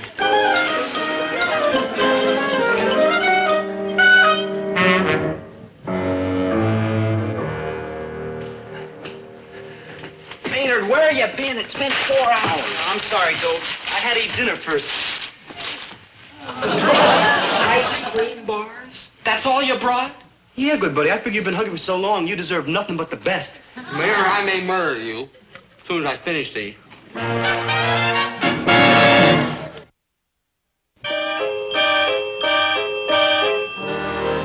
Just look at her. Stuffing herself, and poor Dobie's practically dying over her. She has no shame at all. Well, I'm not going to eat in public when Herm starts starving for love of me. You told him? 3 nights ago. I said, Herm, you'll get no more dates with me until you go on a hunger strike for them. Me too. That's exactly what I told Frank. What happened? I haven't had a date since. Me either. Look, here comes Dobie. Isn't he romantic? Mm-hmm. Listen, Gillis, our girls won't give us dates unless we go on a hunger strike, too. So stop faking or else. Please, I may faint. We gotta do something about him. And we're going to. Watch it, Pops. This pale and wan fair lover's my friend. Oh, he's a kook. Yeah, but he's a pale and wan kook. Dobie, you're out of your demented mind. You're not fooling me. You're pretending that you're not eating and reading poetry all the time. I'm also writing poetry for you.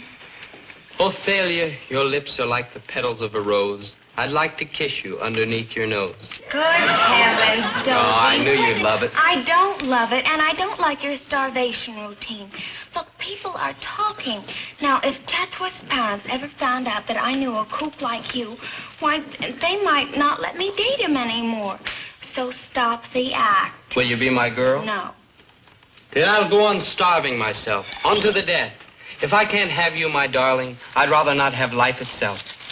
We poets are like that. He who for love hath undergone the worst that can befall is happier thousandfold than one who never loved at all. Goodbye. Ah, me. Alone, alone.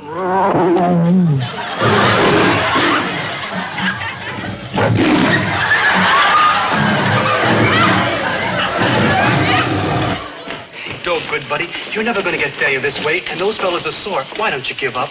I won't give up. I won't eat until Thalia's mine.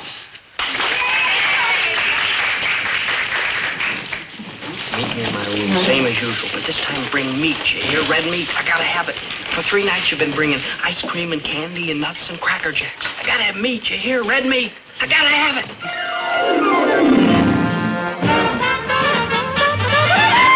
There you are, good buddy. Red meat. Nothing else, just a salami? A red one, the reddest.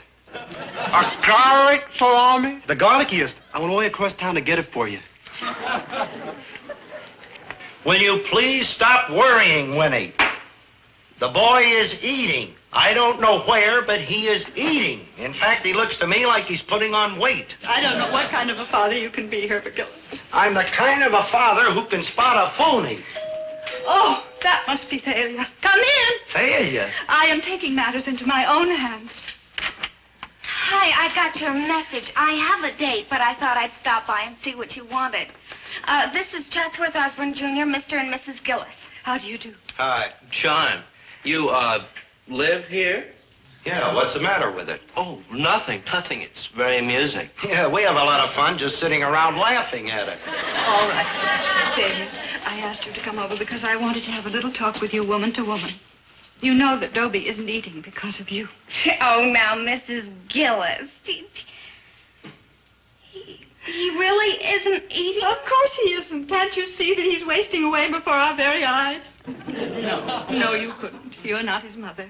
Only a mother looking at her baby through the eyes of love could see. Oh, Thalia, you must help me. You must just say the words, whatever they are, that will make him eat. Oh, please, Thalia, you must. Please, save my baby's life for me. Okay. No, that salami's like a lot garlicker than I thought. Thalia's here. She wants to talk to you. The salami's gone, but the melody lingers on. They're not letting anybody get near me. My baby! If you would listen to your own mother who bore you and raised you, maybe you'll listen to Thalia. No, I can't. Oh, he hates me. Well, I can't blame him. Dobie, I didn't know you really weren't eating until your mother told me. Dobie, please look at me. No, leave me alone. Please. Go away, Thalia. Go away or I'll jump. Oh, no. I'll give in, Dobie. I'm yours. Dobie, she's yours. How about a steak? Dobie, please come back inside. I'm yours. Just one moment, please. Thalia, can you be serious? I mean, are you giving me up for him? Yes, Chatsworth. In that case, you leave me no alternative. I shall go on a hunger strike. You'll what? Precisely what I said. If you won't be my girl, I shan't eat. And I should like to point out that when I don't eat, it's rather more impressive than when he doesn't eat. When I don't eat, I'm denying myself caviar, squab, lobster, crepe Suzettes for breakfast. Whereas what Dobie doesn't eat, I wouldn't eat in any case. Pork and beans, hominy grits, ham hocks. So you see, Thalia, in my case, a hunger strike is rather a major undertaking. Yes, you've got a point there, Chatsworth.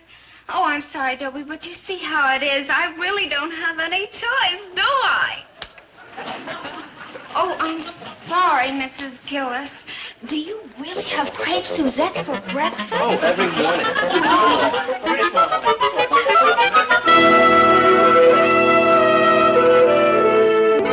Why don't you like get off this hunger strike, Kip?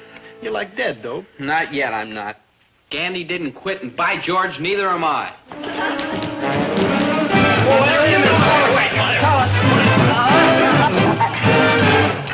Okay, Gillis, your hunger strike is over. You got the pizza and we got the picture to show the girls.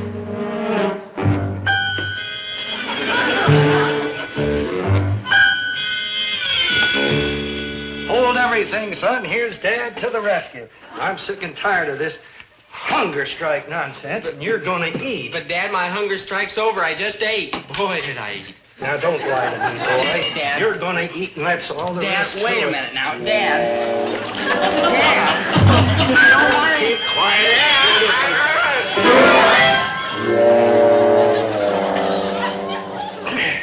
There now. Isn't that better? Oh. See? That's all you needed. Some food.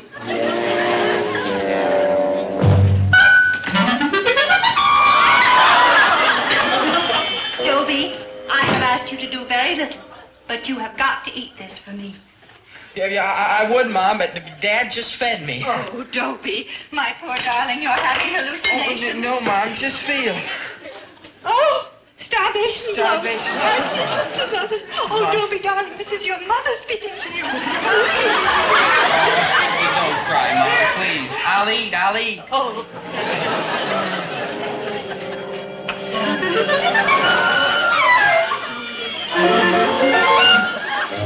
There, dear. There. Isn't Mommy's cooking good?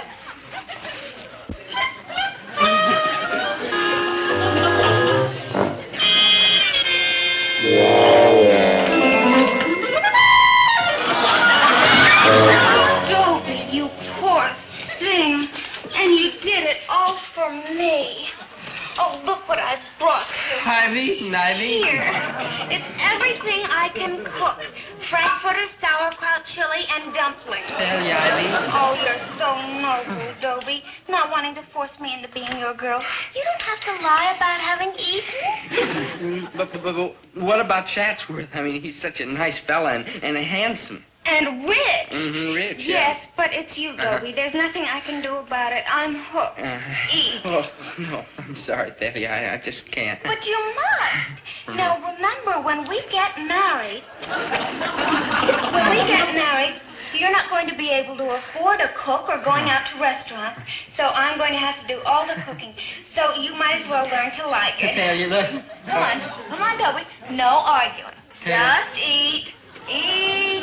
eat, eat. There. Wasn't that wonderful? You know, it surprises me, but I like doing things for you, like cooking. Thalia, you say we're going to get married? Yes. And after we're married, you're going to do the cooking? And this is what you cook best? Yes, that's right. What are you doing? Calling Chatsworth Osborne Jr. For you.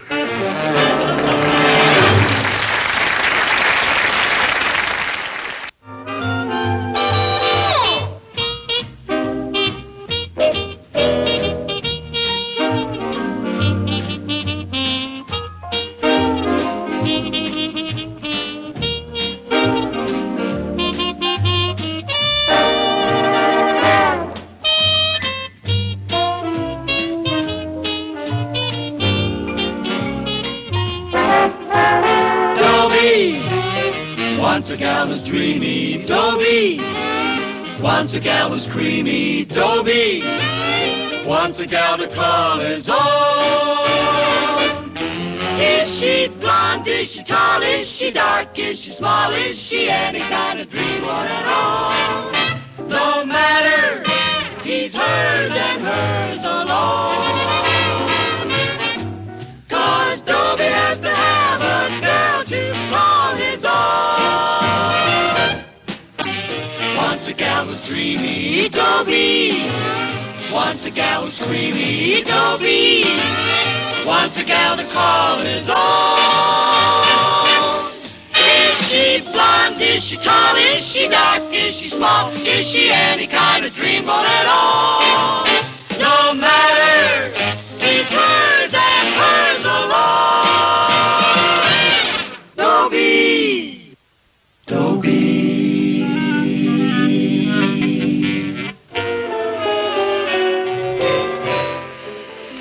My name's Dobie Gillis. I'm happy. I'm happy because I've just fallen in love an hour ago. This is the happiest part of a love affair. Just after falling in love and just before the problem of money comes up. Those precious minutes. Well, that's enough of being happy. Time to start worrying about money.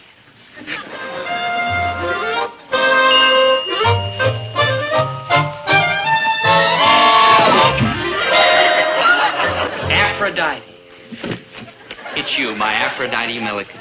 I've been singing those words since first I heard them. I tried to control myself, but it's no use. I must tell you, Aphrodite Milliken, with all honesty and all humility, I love you. Oh, Dobie. And I shall love you forever. Just repeat after me and hold the thought. Dobie Gillis loves me. Dobie Gillis is my slave. Oh, Dobie, I just enrolled in school this morning. Well, the first time you saw me was an hour ago. I know. Why, oh, why did I part with you for even that hour? I went to a girls' gym class. You must drop the course. Nothing must come between us. Dobie, you're so silly. You don't know anything about me. What do I need to know? You're you. All else is trivia. No, don't tell me, no. I sneaked a peek at your card. You're only 16 and a half years old. I'm 17. But, my darling, the differences in our ages won't matter. I won't let it. The world may sneer and call ours a May-December romance, but I won't care. I'll just know that I love you. Dobie, what you feel is just passion. Hey, watch that. You sure you're only 16 and a half? Of course. Wow. Dobie, you're so delightfully, gauche. Oh, gauche, what? Gauche. Gauche. It's French. Oh, that gauche. Sure you're only 16 and a half? Well, of course. Wow. Don't you know French? Why, yeah, sure, some. What do you think I am, dumb? My gauche. Dobie, I've never met anyone like you. Really? Well, I've never met anyone like you either. Say, I always thought this bench was marble. I can't... It is. Yeah. Kind of slippery here. Here, feel. Huh? Feel. Oh. Say, that's a pretty good muscle for a girl. Let me feel yours. Oh, yeah, okay. Tighten it. Come on, tighten it. Oh, Dobie, stop teasing me. Tighten it up. Later. First, let's go over to Charlie Wong's ice cream parlor. Ice cream parlor? Yeah, that's the hangout. Well, all right, Dobie. For you, I will. Good.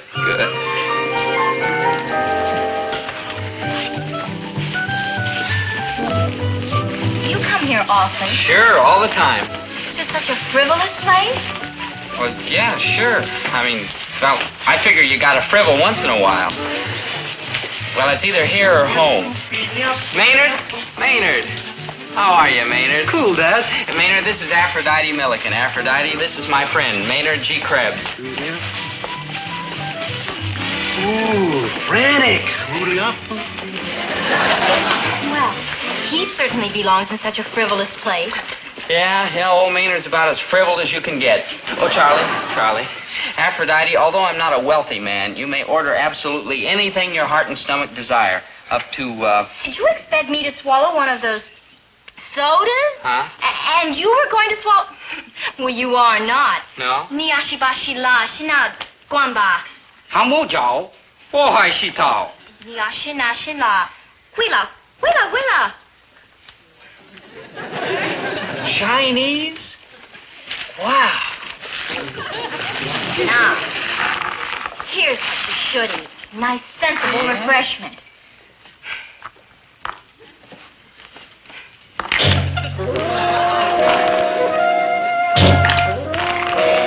Dobie, promise me you'll never again waste your money that way. I promise.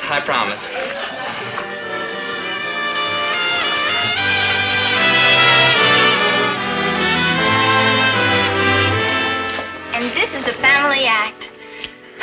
We just got off the road yesterday, and this is our winter quarters. The Four Flying Millikens. You're an acrobat? Mm-hmm. And you live in here? Well, of course. Oh, hello, Father. Father, I want you to meet Dobie Gillis. Dobie, this is my father. How do you do? Dobie, is it? Yes, ma'am, Dobie. D-O... Father? That's right. I mean, you're a man? Fathers usually are. Yes, my boy. I've been a man for 83 years. And I still am. Yeah. Father, while I get out of these ridiculous school clothes, why don't you explain to Dobie why we live in a barn? Yeah. None of us live in barns, my boy, or houses or mansions. There's where you live, inside. You don't need any more, correct? Oh, yes, sir. Of course, it's nice to have some place to take a bath. I was an M.D., a professor of medicine. Suddenly I realized the folly of what the world calls living. I dropped everything and adopted a way of life based on... Are you familiar with the Greeks? No, there's a Greek boy in school. I was referring to the ancient Greeks. Oh, well, I don't know his parents. Yeah, well, we live largely on nuts and fruits and a few healthy vegetables, and these simple, comfortable garments we wear are homespun. Homespun? Homespun. I know. Wow. Well, It's a new word I learned today. you actually learned something at that school? I only meant that, well, Aphrodite passed the Harvard entrance exams when she was 12, just for fun. Wow. Oh, you said that. I just meant, would you like to go to the movies tonight? Huh? Although I'm 17 years old, I assure you I'm very trustworthy, sir. How about the movies, huh? My dear, don't forget your study hour. Oh. Aphrodite will see you at 8 o'clock. Yes, sir. 8 o'clock.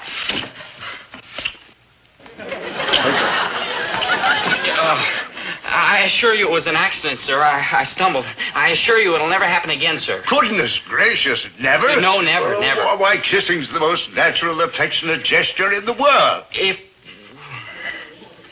It is? It is. 8 o'clock.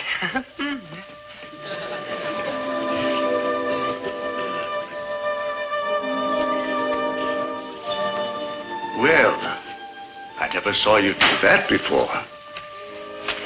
I never did it before. What's the matter, my daughter? I don't know. I just feel all squiggly inside. Is squiggly love? That or bad digestion. The latter, in your case, of course, being quite impossible. We've always hoped that the mate you choose would be able to take my place in the act. If this Dobie turns out to be your soulmate, well, we just have to build him up. Yes, sir. Build him up.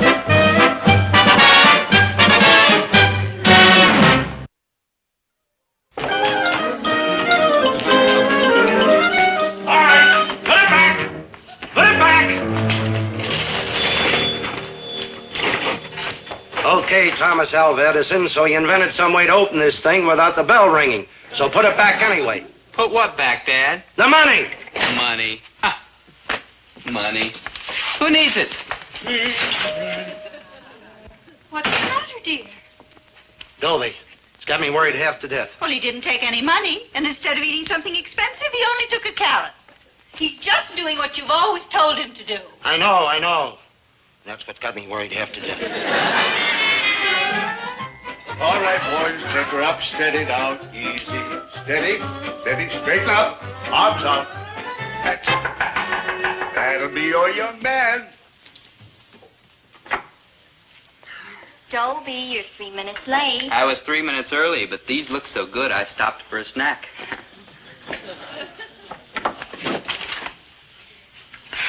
Dobie, I want you to meet my two brothers. Oh? This is Hercules. Glad to meet you, Dobie. How do you... And this is Atlas. How are you, Dobie? Yeah, better, thanks. Glad to see you again, Dobie. Yes, sir.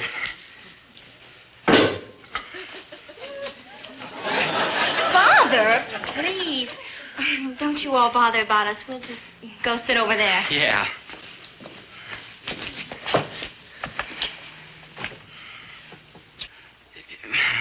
Maybe we should go pick some nuts and berries.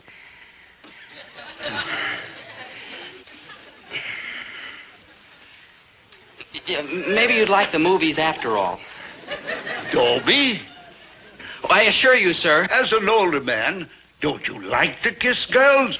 Well, my gosh, yes, sir. I mean, I imagine I would, under the proper circumstances. Well, this circumstance is eminently proper. So for heaven's sake, hold still. Yes, sir. But this is going to be very embarrassing.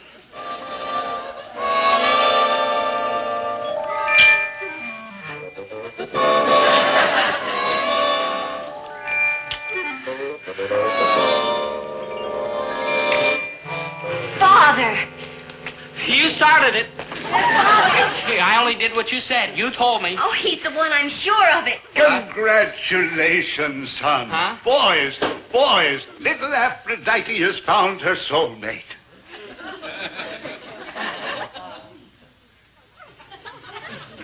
There's something I think you all should know. I have to be home by 11 o'clock. Dobie, you're so adorably helpless and shy. Dobie, we don't object to you, understand that, but we're wondering about your physique. Take your clothes off. In there. Might as well get used to wearing your tunic. We expect Aphrodite's mate to carry on my work. Live as we do. Work in the acrobatic act. Now that you've chosen her and she's chosen you, we must get started building you up. Why, in 1 week, you'll be a different boy. I just remembered, sir. This is a school night. I'll see you all later. Wait a minute, fellas. Don't put me down. Look, I have to be going. Folks, put me down, fellas.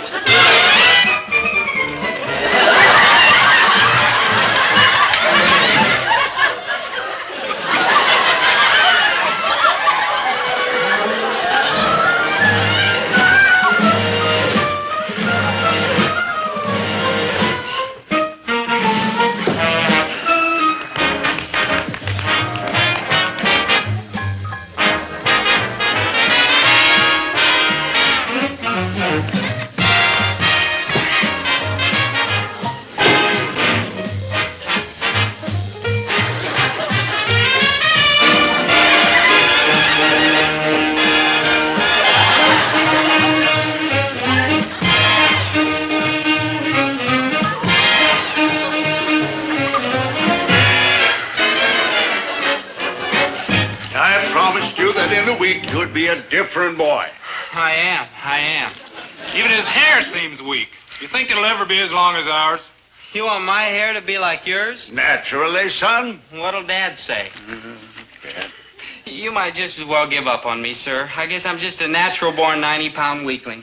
I guess the bullies will always kick sand in my face. I'll just have to stay away from the beach and pretty girls. Nonsense. That only means that you'll have to work harder next week.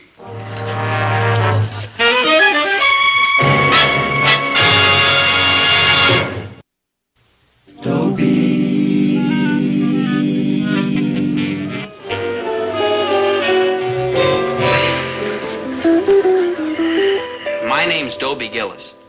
I'm not happy. I always wanted a superior girl, but I didn't want one who was so superior to me. That's the trouble. Aphrodite makes me feel weak and stupid. And the reason she makes me feel weak and stupid is because of two of my biggest faults. I'm weak and I'm stupid. Also, I can't keep my mouth shut. Not that I actually proposed to her. I told her I'd adore her for the rest of my life. That has nothing to do with marriage. And I'm not fickle. I still love Aphrodite. I just wish I'd never see her again. Oh, you're coming along fine, my son. Another half hour of this, and we'll have those sodas and balls sweated out of you. Yes, sir. My daughter, one glass. After all, he's weak. I know. That's why I love him. But he's so weak. Do you think we'll ever build him up? Now, that's what's bothered me, too. You know the importance of bloodlines. I've decided to check on his father. Father, please don't do anything that might come between Dobie and me. Now, his father has a grocery. I can check on him while he's making a delivery here. He won't even know who I am. 6 quarts of yogurt? Yeah. Dozen bunches of carrots. Same of celery.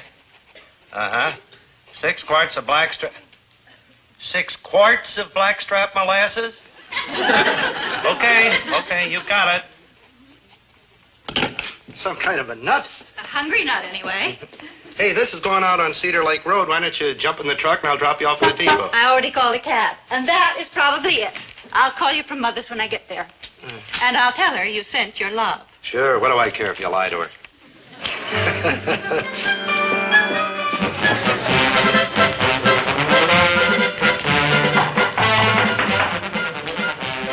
Now, you go keep Dobie busy, and don't worry, I won't let his father suspect a thing.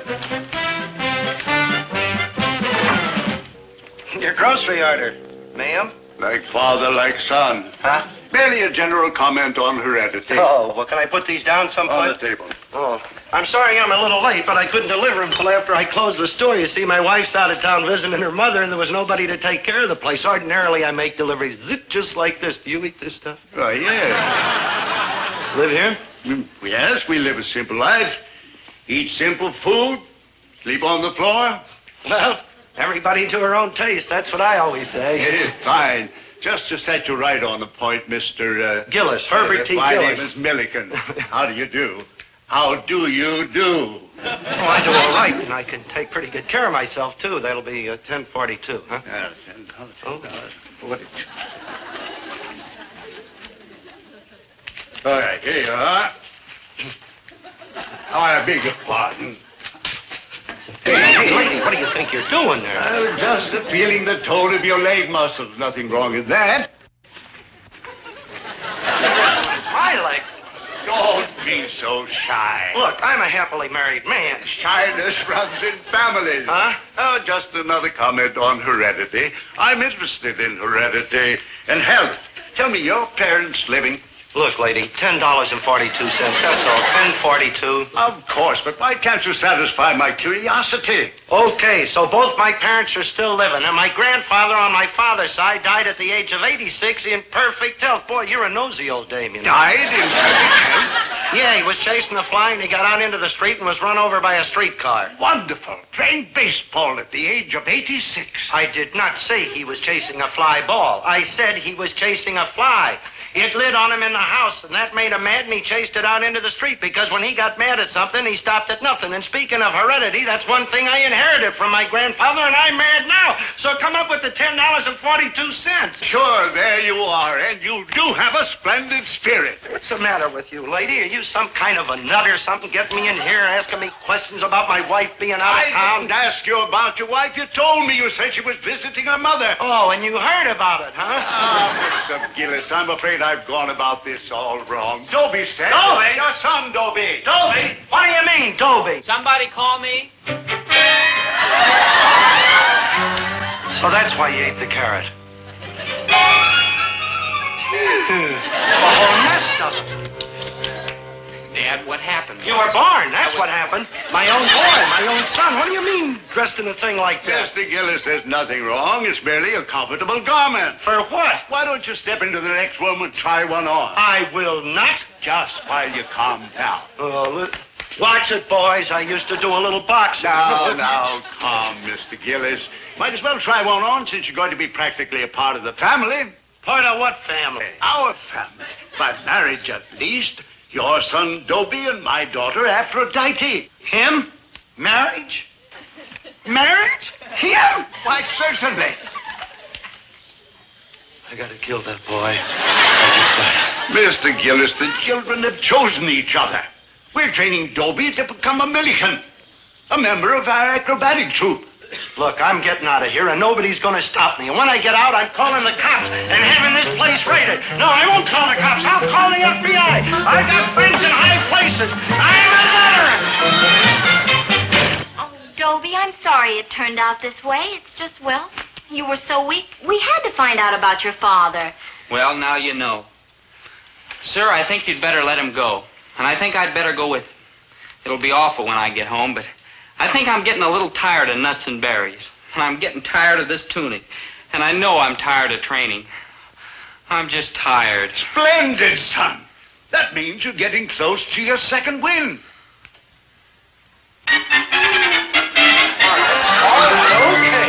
Okay. But I can still lick you. Oh, and you're interested in heredity, huh? Well, let me tell you something about heredity. Did you ever hear of backwards heredity? Well, heredity backs up sometimes, and that's what happened to me. I got me a cuckoo son, and heredity backed up on me, and now I'm cuckoo. Otherwise, I wouldn't be here putting up with all this. Well, I'm getting out of here right now, and you are not coming with me. You've been running around for the past 2 or 3 years like some sort of a lovesick nut. Well, you belong in a cuckoo's nest like this. You still owe me 42 cents. Acrobats. You made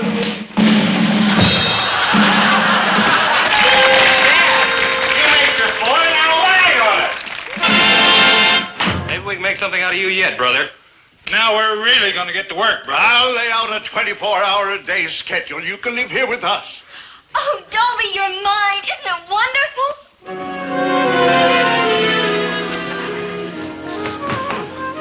Hey, man, I just wigged one. I got me a bulb. Huh? A bulb. The light? I got like a swinging idea how to get Aphrodite to send you to Quit City. Yeah? Yeah. I just remembered your last idea. Oh, dig this, good buddy. Aphrodite loves you. And what does she hate? What? Me. Yeah. So I'll fall by her pad and tell her if she marries you, she gets me too. You and me, we're so buddy-buddy, I gotta go right along. I'll lay it on big. Please, Aphrodite, don't say no. It won't do any good. I'm going with you anyway. Me and old Dobie are such buddy-buddies, I'd be lost without him. I gotta go along. I gotta. Don't leave me behind. Don't leave me. Oh, please don't leave me. She despises it. It might work. Listen, I'm supposed to be at her barn at 8 o'clock. You gotta fix it before then or she'll come and drag me there. Okay, wait here. I'll phone you as soon as I get you out of it. Yeah. Before 8 o'clock. For the last time, the clock's not wrong. For the last time, there's no daylight saving. It's 8 o'clock. For the last time, there's been no phone calls for you. You've been here all the time. No phone calls. It's 8 o'clock. Yeah, I know.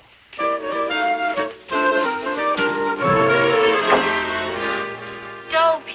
Yeah. Dobie, After- there's something I must tell you. I know you want me to tell you the truth fearlessly, directly, honestly. Oh, Dobie! Ow. Watch that. Dobie, you must put me out of your life. Yes. Huh? You must. Well, I will. Steel yourself. Well, I'm steel. Oh, I'm sorry, dear Dobie. I fell in love with you because you were so helpless, so shy. Yeah. But now there's one who needs me more. Someone shyer, more helpless.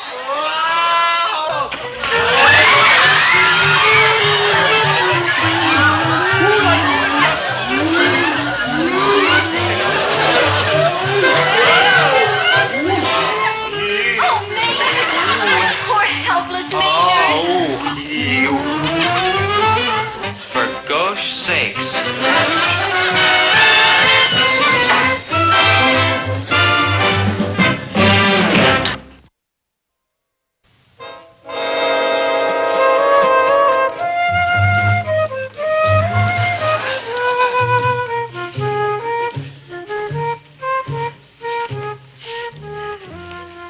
Hi, Maynard.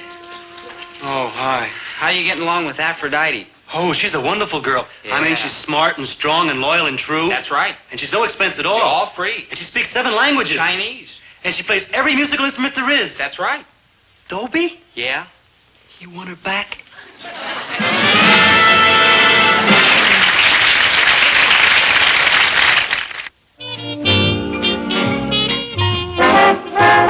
Dobie, once a gal was dreamy. Dobie, once a gal was creamy. Dobie, once a gal to call his own. Is she blonde? Is she tall? Is she dark? Is she small? Is she any kind of dreamboat at all? No matter, she's hers and hers alone. 'Cause Dobie has to have a girl to call his own. Once a gal was dreamy, Dobie. Once a gal was creamy, Dobie. Once a gal to call his own.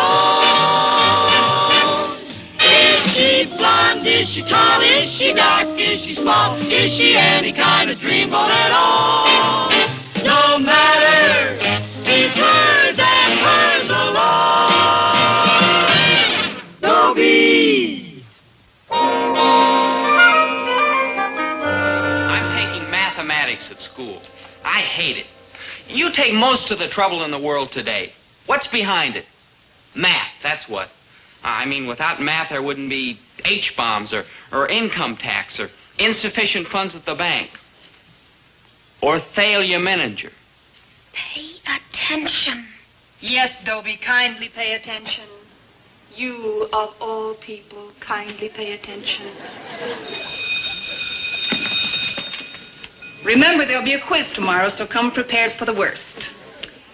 Class, with the exception of Dobie Gillis, you stay. I want to talk to you. Dismissed.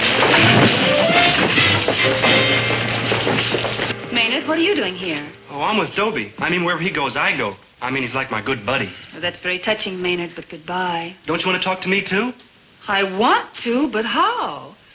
Maynard, I believe a teacher's duty is to help her students all she can, but let's face it, in some cases, you just can't make contact. Gee, like, thanks, Mrs. Adams. Yeah, I'll wait for you in the park. If you're in any trouble, just like holler. I must say you have loyal friends. Oh, it's nothing. You're wrong, Dobie. It's something. Anybody who can inspire this kind of loyalty is pretty special. Yeah, I appreciate that, Mrs. Adams, but please, ma'am, could we kind of hurry it up a little? Thalia might be waiting for me. Now, there's another example of the way you endear yourself to people. Thalia Menninger. Yeah. As for Maynard, honesty compels me to say that he is a trifle eccentric. But Thalia, there's a hard-headed girl. Carborundum. Yes. And yet she sticks with you. Well, no. Actually, she kind of throws me out all the time. But she kind of comes back all the time, isn't that true? Yeah, I guess so. It's a fact, Dobie. Yeah. This is not my business, I know, but I have eyes. I can't help noticing things. Thalia loves you. Maynard loves you. In fact, everybody loves you. Why? Why? Because you're special, Dobie. You're a very rare boy. And that's what's got me worried. How can somebody with your capabilities get such terrible marks? Yeah, that's a good question, Mrs. Adams. It bugs me. It really does. Well, it bugs me, too. Teaching is a calling, not a business. I'm here to help you, to guide you, to set your feet on a shining path into a beautiful, glorious future. Hey, that's beautiful. Very moving.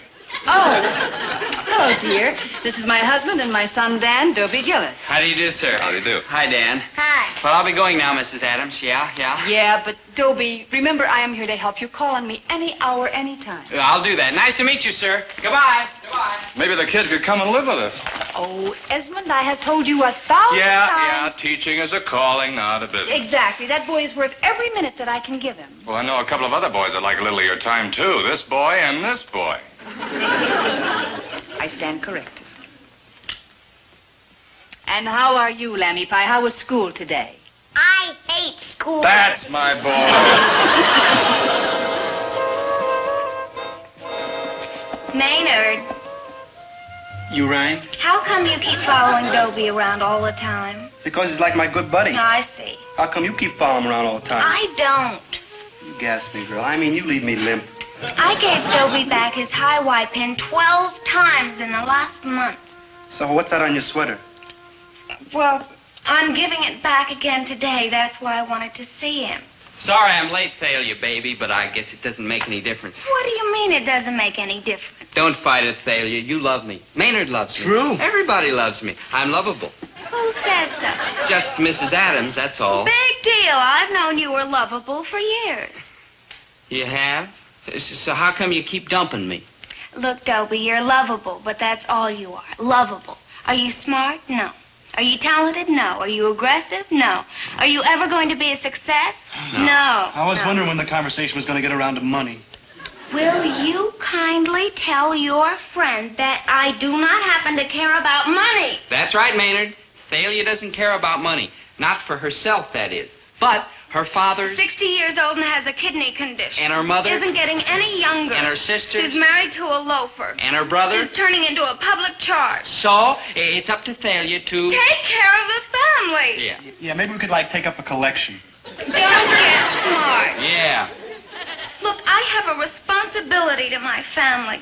I mean, if my father hadn't put braces on my teeth and sent me to dancing school so I could be beautiful and graceful and charming the way I am, well, then maybe he wouldn't have a kidney condition. And you aren't helping anything. Me? Yeah, you. And you're going to be a poor man as long as you live, and here's your high-Y pin. Goodbye. Well, what are you doing that for? You'll just take it back next week. Don't forget, I'm lovable. Well, true. All right. You're lovable.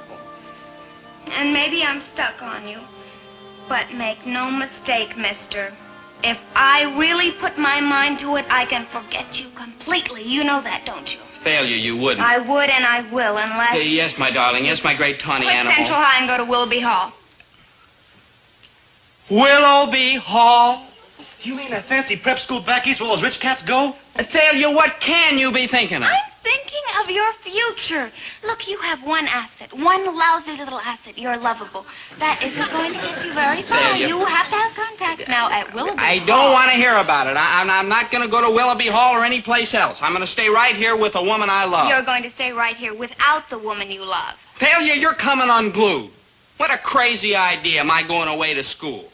Now just forget about it, because I'm not going to leave you, and there's no way in the world you can make me. Oh, isn't there?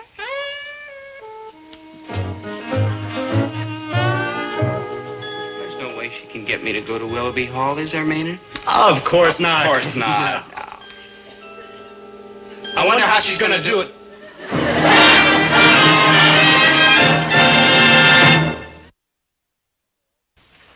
I got to kill that boy. I just got Oh, calm down, Herbert. You were young once. Never that young. Where is that kid anyway? A whole truckload of groceries in the back room to be unpacked, and he isn't home from school. What's he got, radar or something? How does he always know when there's work to be done around here? Hello, Mr. Gillis, Mrs. Gillis.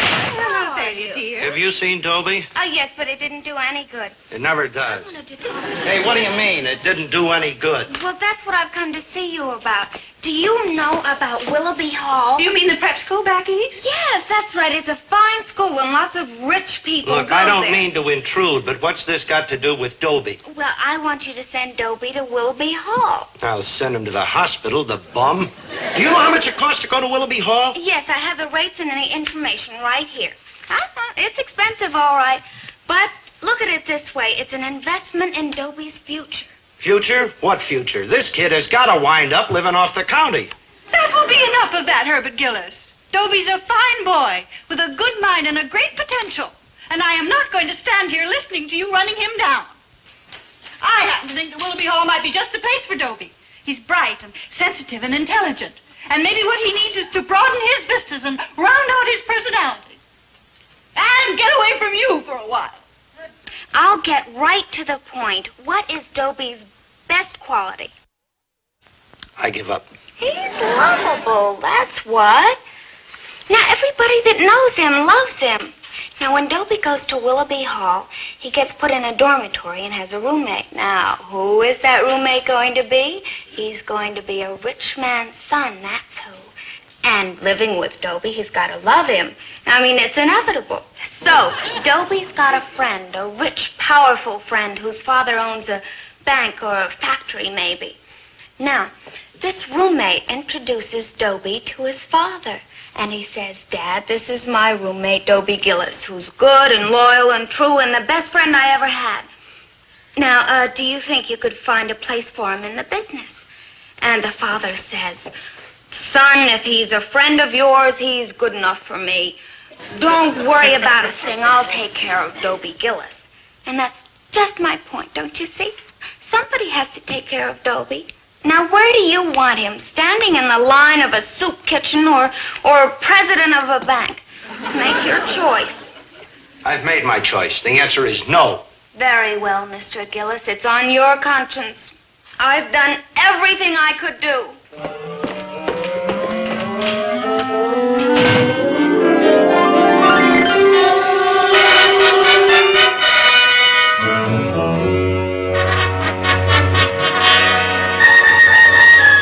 Dobie, old bean, I don't want to get misty about it, but rooming with you has been absolutely top hole. I mean, you're a splendid fellow. No. First rate. I'm just lovable is all. You are that. Dobie, if it should ever fall to my lot to repay you for being such a decent sort, I hope you'll not fail to call on me. Shucks, Winthrop, just being lovable's enough for me. Hello, son. Popsy, what a delightful surprise. I happen to be in the neighborhood foreclosing a few properties, so I thought I'd pop in. Well, how jolly. Popsy, I would like you to meet my loyal, true, devoted, kindly, dependable, lovable roommate, Dobie Gillis. Dobie, this is Dad, Winthrop Van Money VII. I'm honored, sir. Well, Gillis, anyone who's been such a loyal, true, devoted, kindly, dependable, lovable roommate to my son need never go wanting as long as there's life in this prosperous body. Gillis, you will start Monday as chief teller at the First National Bank. After an appropriate period of learning the business, well, I shall give you a little bank of your own. Thank you, sir. You're a real human being. Dad, what a pleasant surprise. Hello, son. I just happened to be in the neighborhood delivering some groceries and thought I'd drop in. Oh. Are you in the grocery line, Mr. Gillis? Well, in a small way, sir.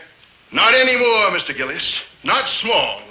Any father of Dobie Gillis need never want for anything as long as there's life in this prosperous body. Tomorrow, sir, I shall buy you a chain of supermarkets extending from Key West, Florida to Fairbanks, Alaska, side by side, no spaces in between.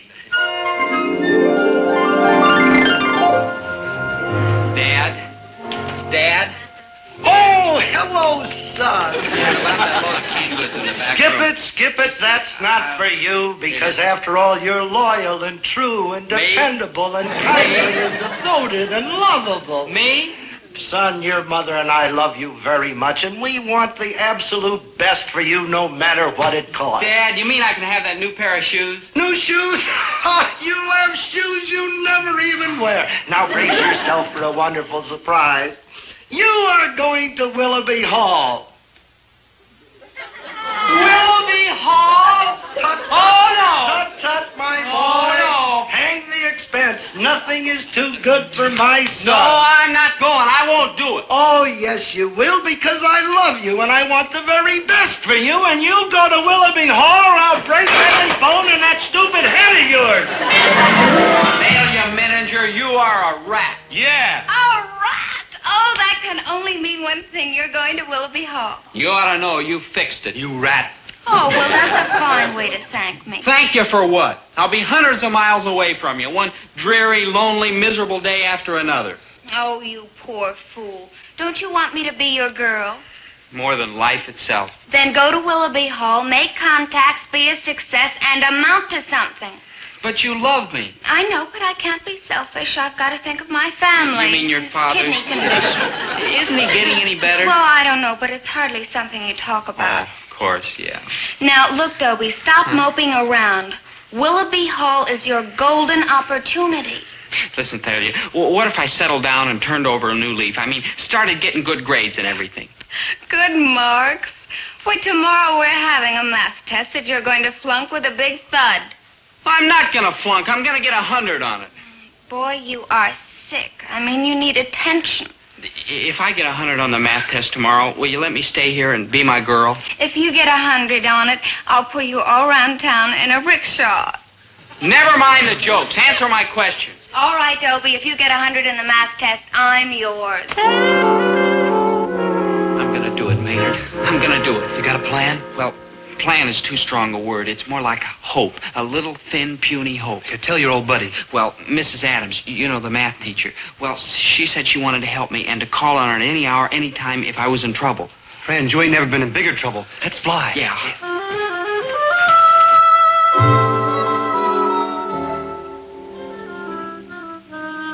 Darling, please.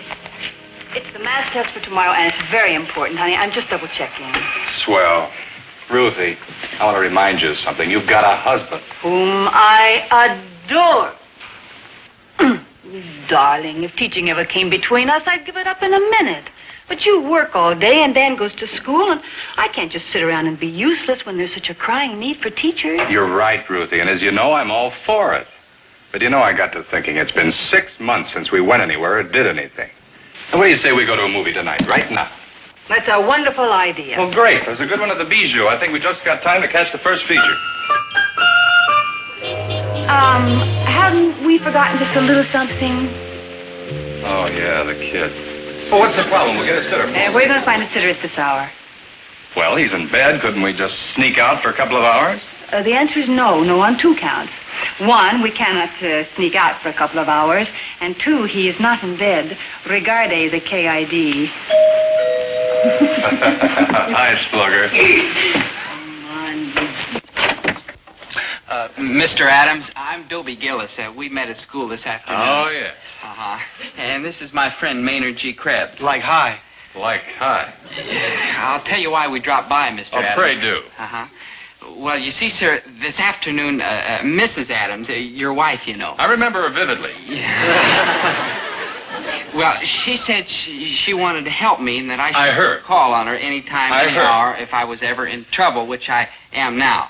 So you thought you'd come over for a little private tutoring? Yeah, I guess you could call it that. You too? Oh, no, I just go where Dobie goes. I'm like his best buddy. Ah. Yeah, actually, I didn't want to come here at all. I was going to the Bijou. There's a gas of a movie there. So I've heard. Yeah, I saw it 6 times. I want to see it again. It's like the last night. Boys, come in and sit down. Oh, thank you.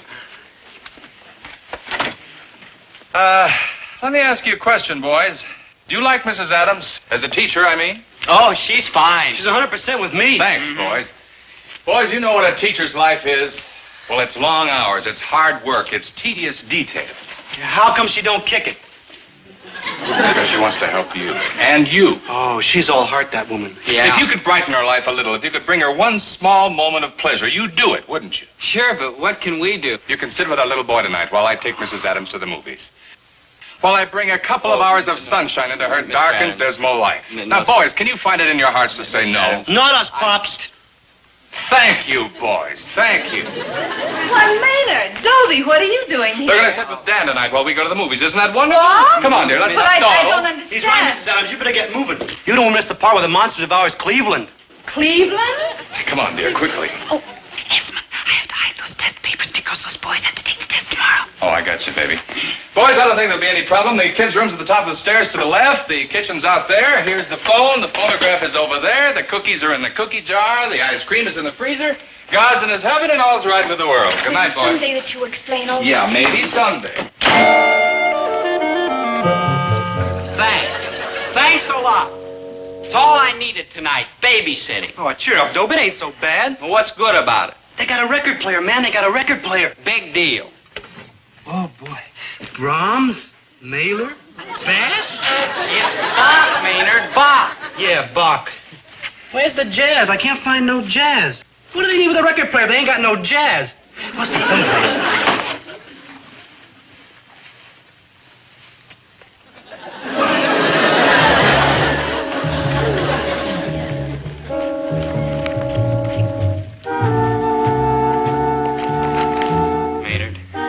Maynard, do you believe in fate? What's bugging you, man? Maynard, concentrate. This is the quiz Mrs. Adams is going to give us tomorrow. We've got it right here in our hands. Now, all we have to do is look up the answers right now, and tomorrow we can get 100 on the quiz. And if I get 100 on the quiz and I don't go to Willoughby Hall, I stay right here with Thalia, and life is beautiful once more. That's like cheating, Dobie. That's exactly what it is. Dope? Let's do it. Right. But just this one. Just this one. They never get... Never. No. I get a piece of paper. This question, number 8.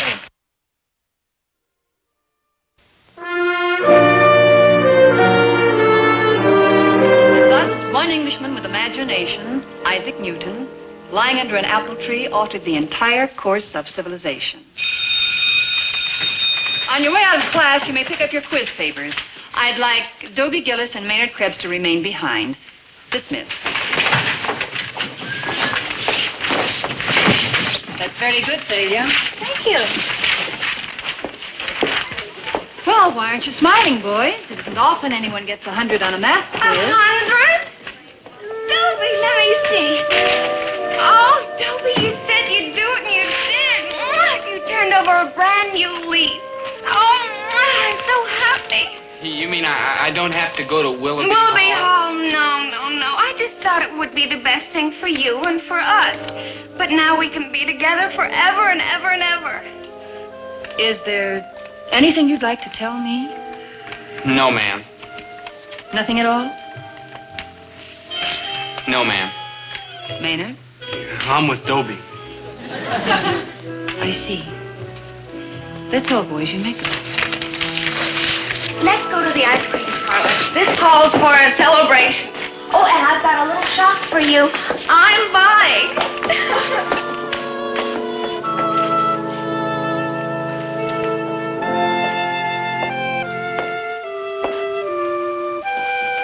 Hi, Ruthie. Get in the car. You ready? Oh, what's the matter, Ruthie? I think when Dobie and Maynard were sitting for us, they found the test questions. I think they cheated on the exam. Oh, come on, Ruthie. They look like a couple of nice kids. What makes you say a thing like that? Dobie got 100 on the test. Well, it's possible. And Maynard, too. Oh, the one with the... Beard. Oh, I see what you mean. Well, honey, what are you going to do about it? There's nothing I can do, except never trust those boys again. That hurts, darling. Believe me, it hurts. Mrs. Adams, Mrs. Adams. Mrs. Adams, I gotta tell you something. All last night I couldn't sleep. Not one wink. Yeah, me too. And this morning my mother had griddle cakes for breakfast and I couldn't eat. Not one bite. Yeah, me too. Out in the hall just now, Thalia kissed me, and even that didn't make me feel good. Yeah, me too. Thalia kissed you too? No, but I wouldn't have liked it anyhow. Something on your conscience, boys? We cheated on the test, Mrs. Adams. We found the questions at your house and looked up the answers. Yes, ma'am, that's what we did. Thank you, boys. You've made me very happy. Huh? I'll have to flunk you, of course. This makes you happy? No, Maynard. What makes me happy is to see my faith justified. I've never been so proud of being a teacher as I am at this moment. Thalia, you should be proud, too. You have a fine, sweet, sensitive, wonderful boy. Yes, I have a fine, sweet, wonderful, sensitive boy who's never gonna make a dime. What are you crying for? You wanted the boy to go to Willoughby Hall? Well, he's going. Now, be happy. I am happy. I think you can manage a little smile. Here he is. Well, I guess this is it. He'll love it there, Winnie. He'll meet a lot of wonderful people. He'll get buddy-buddy with his rich roommate and go to all those fancy places. Oh, he's gonna have a fine time. Hey, go, good buddy. I just couldn't do it. I mean, I couldn't let you go without me. So I played my record player all night long till my old man threw in the towel. You mean? Yeah, I'm going to Willoughby Hall, too. Hey, great. Yeah, but wait to hear the zinger. I call the guy in charge. What do you call him? Warden. Dean. Like that. And you and me, buddy, are roommates. No. Oh,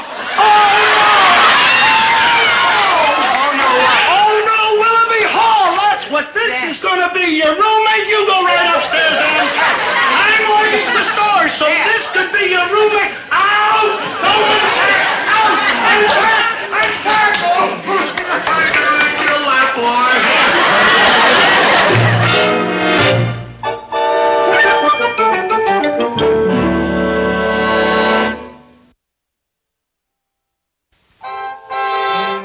Boy, have I messed everything up. How good, buddy? How? Number one, I flunked math.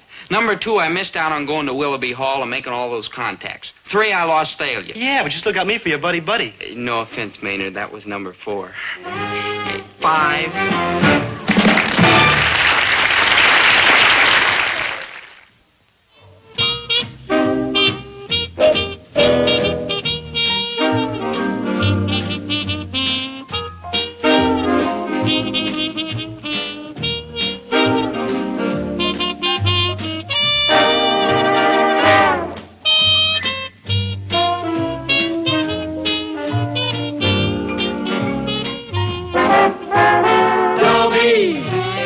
Once a gal was dreamy, Dobie. Once a gal was creamy, Dobie. Once a gal to call his own. Is she blonde? Is she tall? Is she dark? Is she small? Is she any kind of dream one at all? No matter, he's hers and hers alone. 'Cause Dobie has to have a girl to call his own. Once a gal was dreamy, Dobie. Once a gal was creamy, Dobie. Once a gal to call his own. Is she blonde? Is she tall? Is she dark? Is she small? Is she any kind of dreamboat at all? No matter, he's hers and hers alone. Dobie. There used to be a lot of pigeons in this park. Now there's only one. Me. I've been sitting here 2 hours waiting for a girl. Thalia Manager. Girl? What am I saying? She's not a girl, she's a cash register. I've had it. 2 hours is long enough to wait for anybody. I'm going to give her just exactly 1 more hour. If she isn't here by then, I'm through. Here he is, Chatsworth. I'll get rid of him in a hurry. See that you do. Yes, Chatsworth. Quickly, I haven't got all day. Failure, my Dobie, love. I'm sorry I'm late. But Late? something You're not late. unexpected Come came sit down. up, you Yeah, I see. can see that. And, Well, never mind. Come sit down. Well, that's what I'm trying to tell you. I can't. Why not? Because I'm going out with him. But you've got a date with me. I know, Dobie, and I wouldn't dream of breaking it if it weren't for something important. Like what? Him.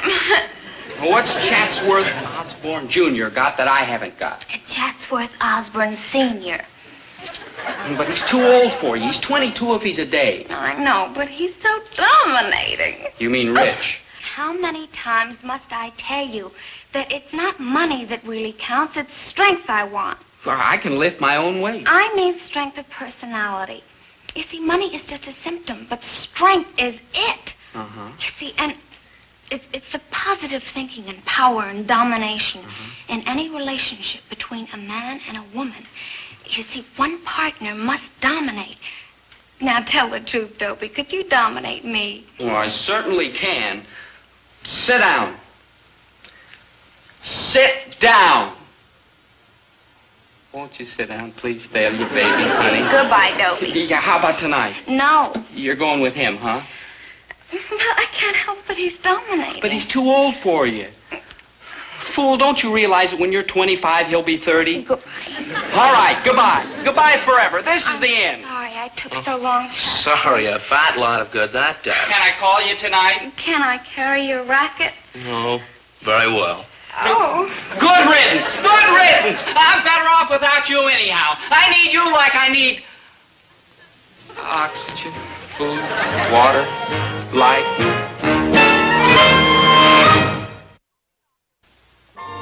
We won't be long, Dobie. We're going down to the bank.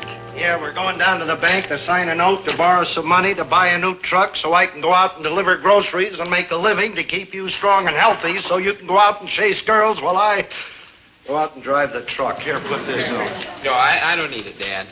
Put on the apron. This isn't a lending library, you know. It's a grocery store. Now put it on.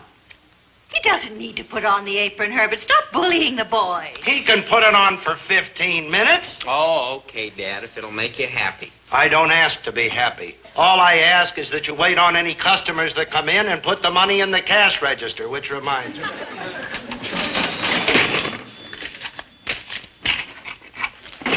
I'm leaving you 5 singles and $3 in change. You think you didn't trust your own son? I'm trusting him with $8. I'm trusting him if he makes a sale to ring it up on the cash register. And if he don't, I'll break every bone in his head. No, Herbert. Blow, blow, blow. Blow up, sea winds, along Paumanok's shore. I wait and I wait till you blow my mate to me. Oh, past, oh life, oh songs of joy. In the air, in the woods, over fields. Love, love, love, love, love. But my love no more with me. We together no more. Oh, failure, failure. Oh, hi, your homework. Walt Whitman, he was a poet. When lilacs last in the dooryard bloom. You like him too? The sublime master of the muse. Me too, I think he's the most. Ah, I mourn his passing. He was one of my dearest friends. You're kidding. You don't look that old. Dad, my boy, an exercise in the power of magnetic thought. Oh. Professor Dobkin, MPS. The initials stand for Master of Parapsychological Science. I do not boast, I merely present my credentials.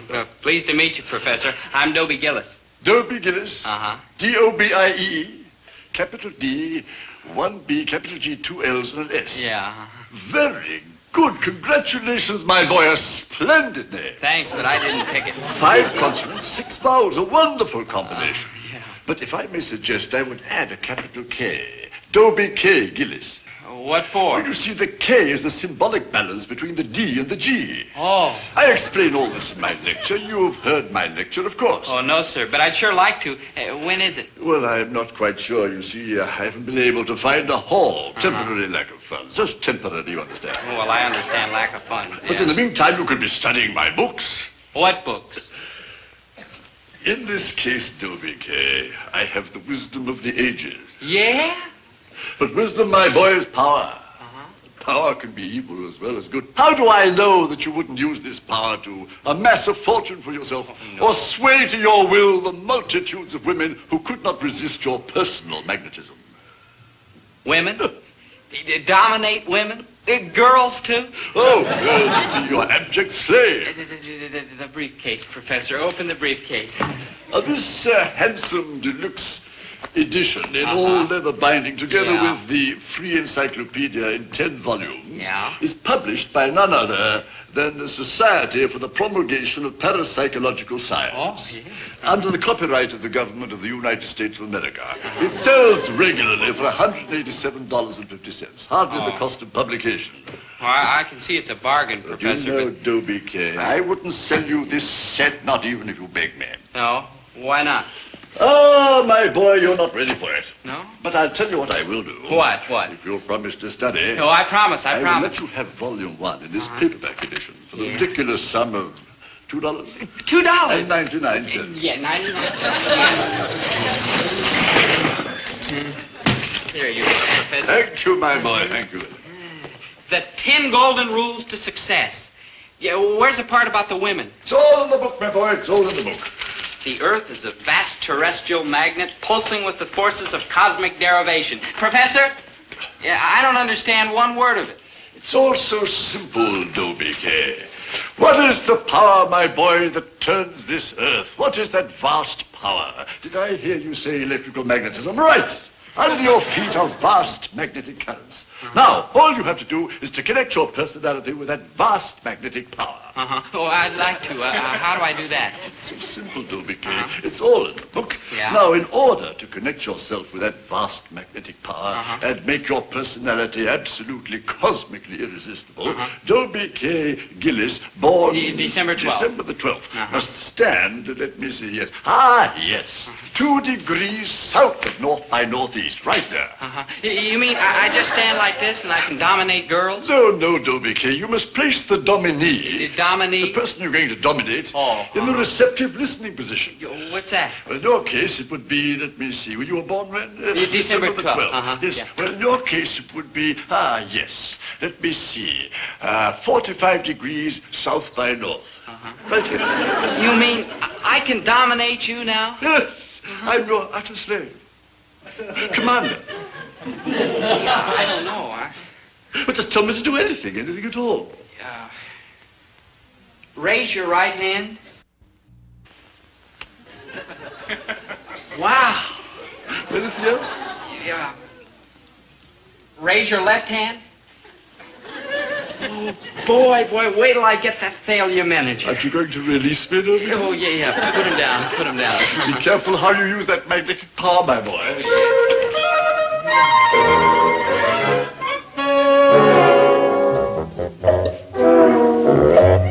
You sent for me, Chatsworth? Yes, I'm glad you made it. Look, we're not going out tonight. We had a date. Look, don't you hear well? I said we're not going out tonight. Why? Thalia, baby, you wanted a dominant male, didn't you? Yes. And what does a dominant male do? He dominates. That's right, he dominates. Does he apologize? No. Does a dominant male explain? No. Does he come crawling? No. All right, let's bear that in mind, shall we? I don't explain, I don't apologize, and I don't come crawling. I told you we weren't going out tonight, and that's all you need to know. I'm a dominant male. Got it? Oh, the nerve of some people. Stand up!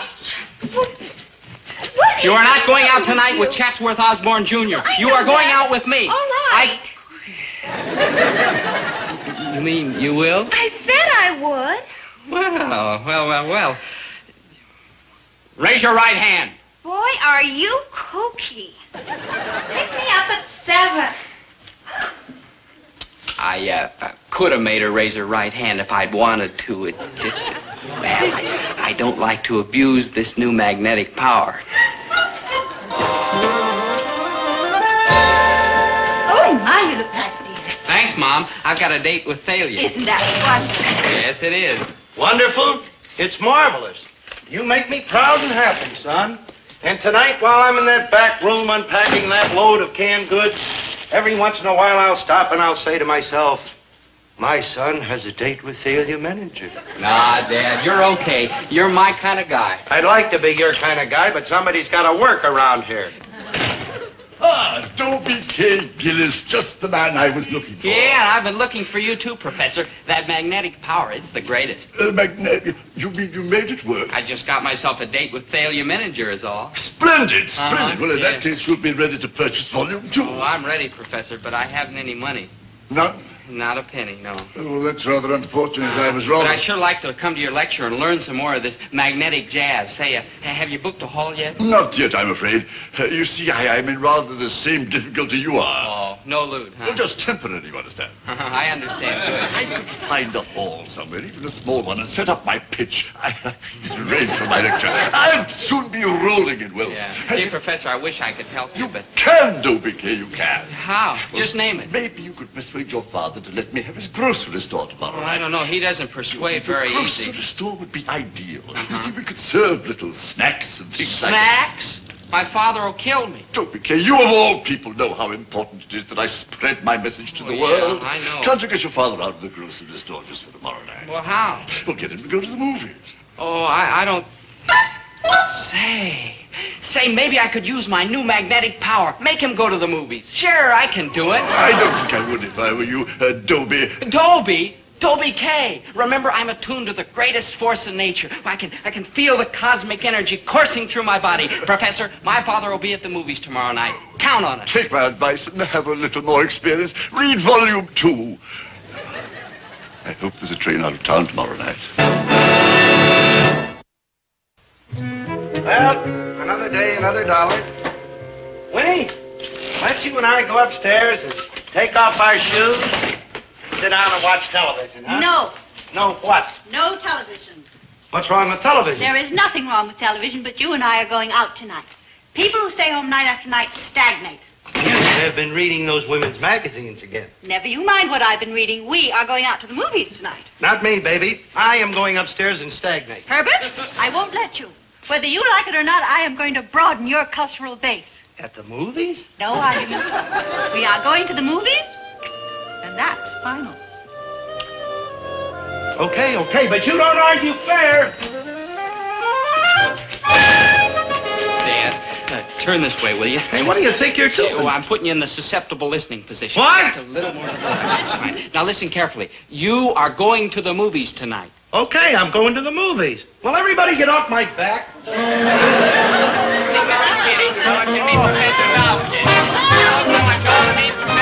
Welcome, everybody. Only then will you be able to purchase this handsome set for your permanent library, all books personally autographed by the author.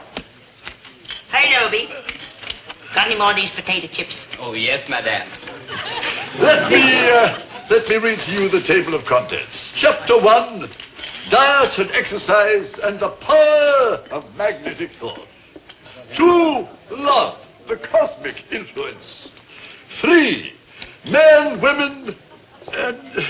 No, I see we're a mixed audience here. I will leave you to read the table of contents for yourselves, ladies and gentlemen. Dobie, the first ones were saltier. Haven't you got any of them left?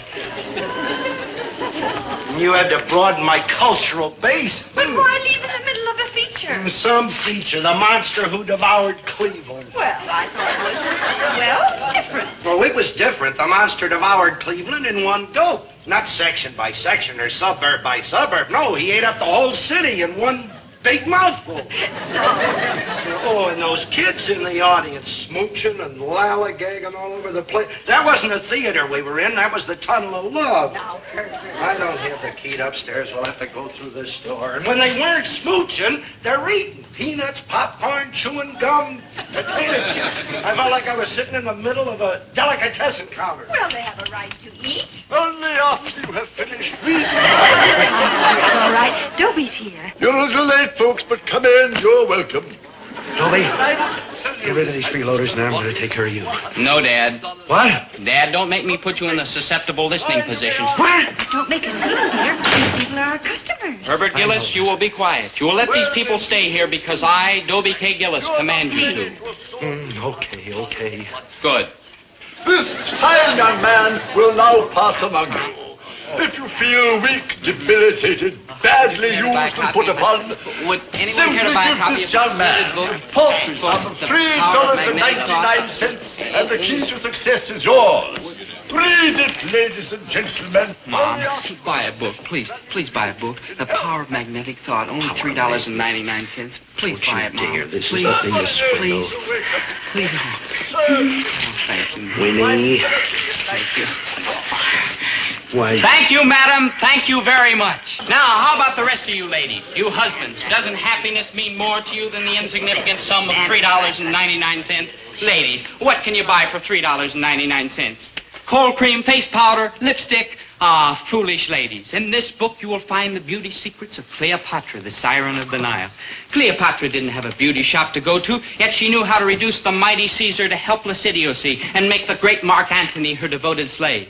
And how about you gentlemen, you pale, puny men? Wouldn't you like to increase your vitality, win new friends, find better jobs, get rid of those pot bellies, all for the insignificant sum of $3.99?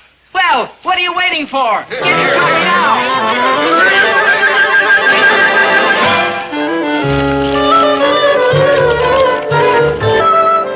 Sheer genius, Dobie K. Never in my life have I seen such a demonstration of magnetic power.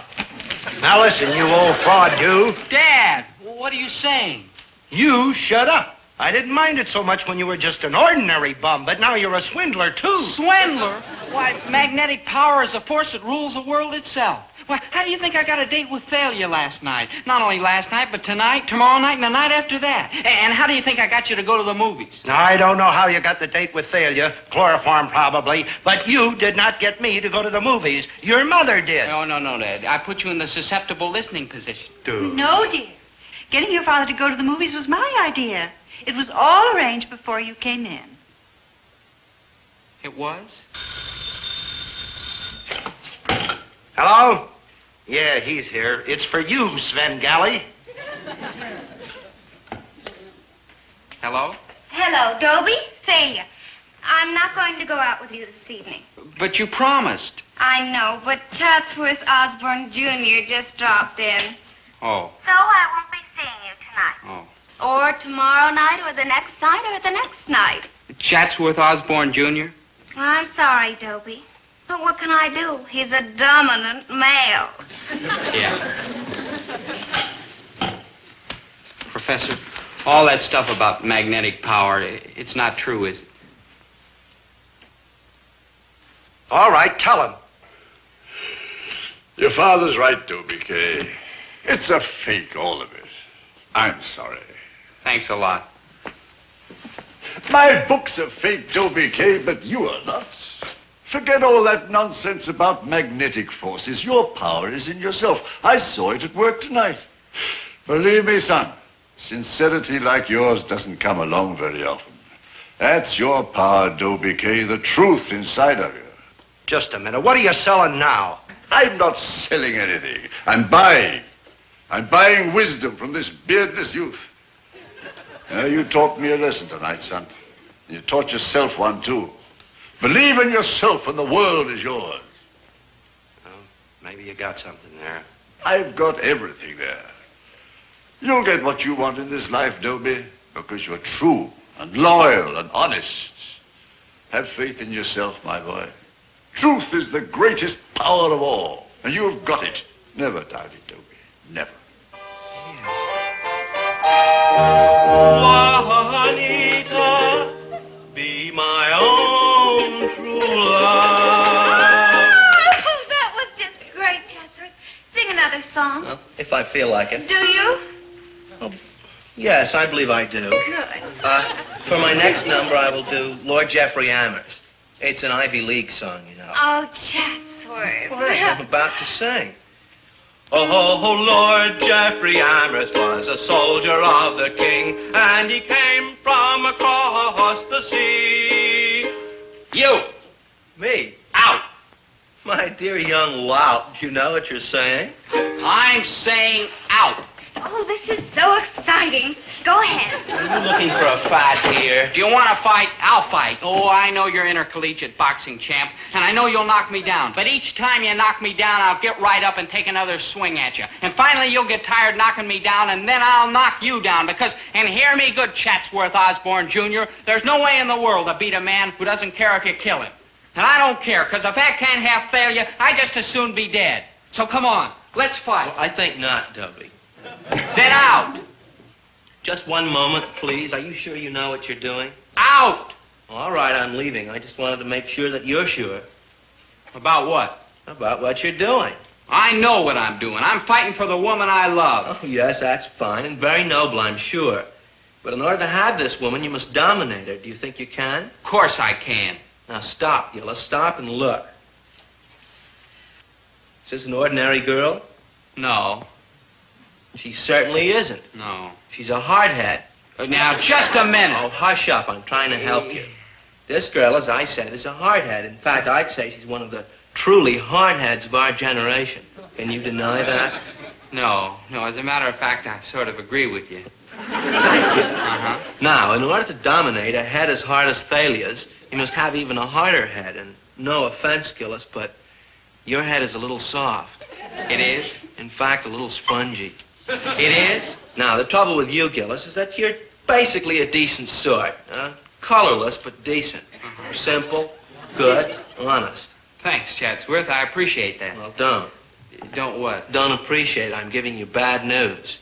You're a nice guy, Gillis, and nice guys finish last. Well, what do you mean? I mean, and let's not split hairs, Thalia is a rat. Yeah? Yes, she is. She certainly is. Mm-hmm. And in order to dominate her, you've got to be even a bigger rat like me. That's why I'm telling you in all sincerity, leave, Gillis. Leave, run, flee, escape before this monster grinds you up. Chatsworth, I thank you for your good advice, which I am not taking. She's a monster. Yes, she is. She's a monstrous monster.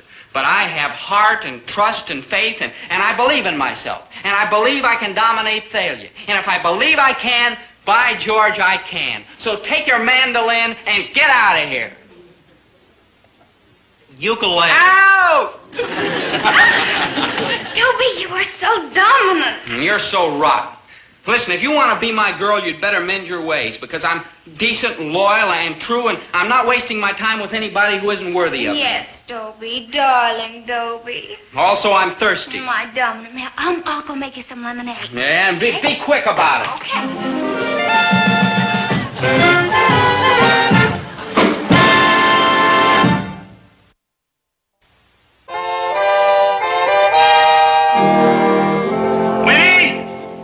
A new dress, every 6-8 months, a new dress. Oh, come here. You stand over there, Winnie. There. You are now in the susceptible listening position. Raise your right hand. Raise your left hand. Raise both. No. I am now completely dominating you, ain't I? Yes. You are completely within my power, aren't you? Yes. You do not want a new dress. No. Okay. I got one yesterday.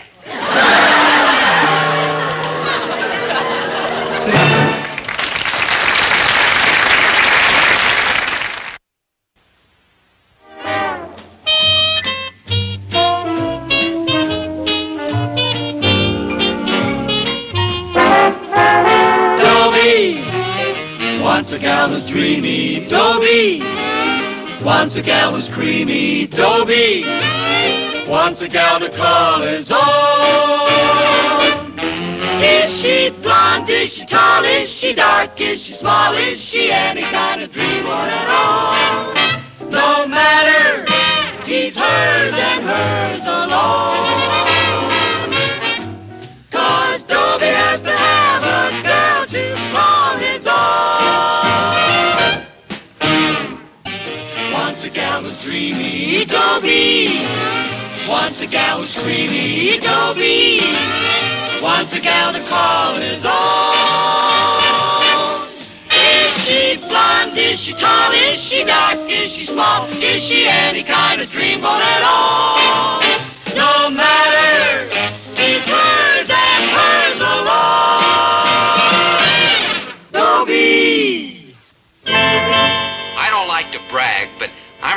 pretty unusual guy.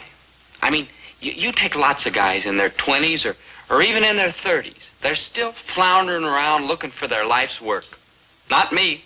I've known for years what my life's work is. Girls. And for years I haven't been able to get a girl. That's what I meant when I said I was pretty unusual. It isn't every day you see a 17-year-old failure. Well, not altogether a failure. There's Zelda Gilroy. She's the one girl, I use the term loosely, that I can get. Dobie, I'm yours. Zelda, let me put this to you as kindly as possible. You're a wonderful girl, but you... Just wait till I fill out. Who can live so long? Oh, don't worry. The way I've been eating lately, it could happen any minute. Zelda. Come on, Dobe, get me something to eat. Zelda, you're interrupting. I'm sorry. Okay, now, where was I? You were saying I was wonderful. Oh, no, Zelda. And I think you're wonderful too, Dobie. Zelda. Will you stop that nose bit?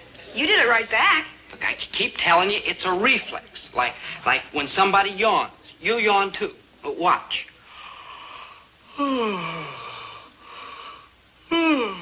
Well? Well, normal people do. Do you think you can be quiet? I don't know. I can try. Well, try hard. Now, as I was saying, you're a wonderful girl, loaded with personality and drive. And I'm sure there's lots of guys who'd love to have you. I can't for the moment think who, but I'm sure there's lots. Name 3. Well? No, Dobie, let's stop dreaming. I mean, do you really think I'd be chasing you if anybody else wanted me? I mean, anybody. But beggars can't be choosers, and it looks like you're it, pal. You know, if you face facts, you'd see that you haven't got any choice either. Nobody'll have you but me.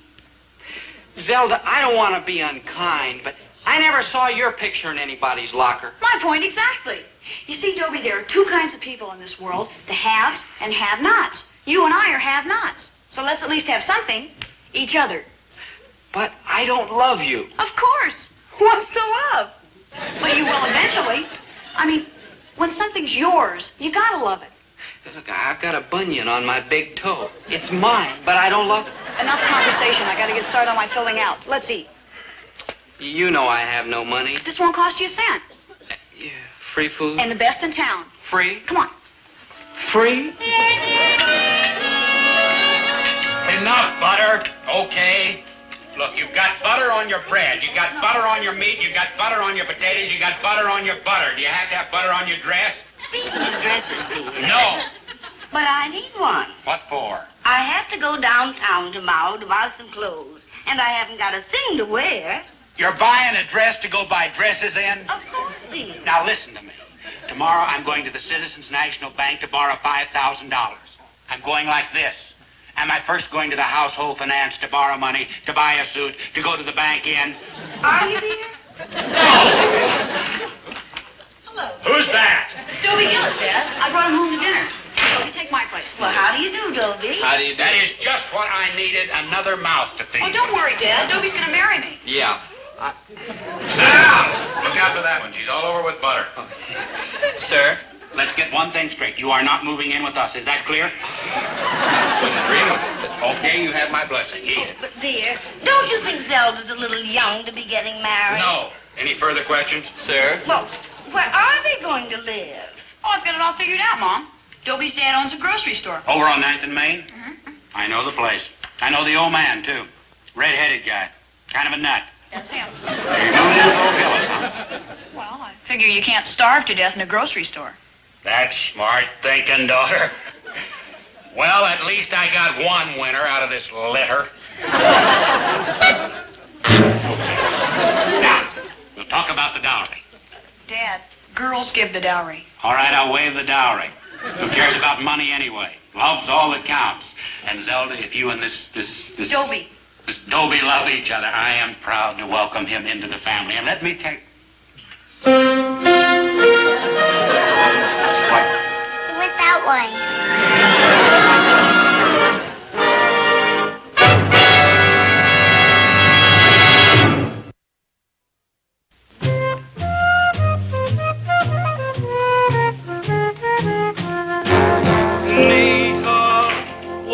Juanita, be my own true love. Wonderful. How dreamy. How de vous. Yes, it was rather, wasn't it? Oh, you gotta be kidding, Daddy. Move over. Make room for some jazz. Hey, now.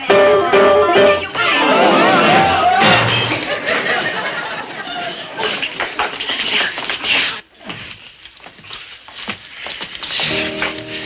Hey, Big Daddy. Chatsworth Osborne Jr. He's got all the luck. What luck? He ain't got luck. He's got girls. What could be luckier? Dobe, I keep telling you, girls are like no good. What could be better? They spend your money. I don't have any. And they like lying to you. I don't care. And they hit you. Maybe you, not me. Fine thing. Eat and run, and out the back door yet. Are you all right, Dobie? Fine, Zelda. Maynard, help me up. The telephone bit. Affirmative. Are you sure you're all right, Dobie? Oh, fine, Zelda, fine. Now cut that out!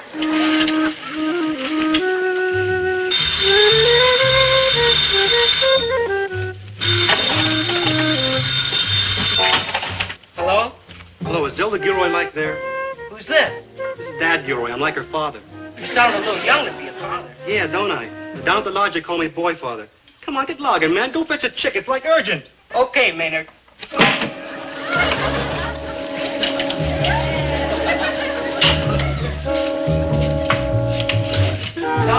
Zelda, telephone for you. Says he's your father.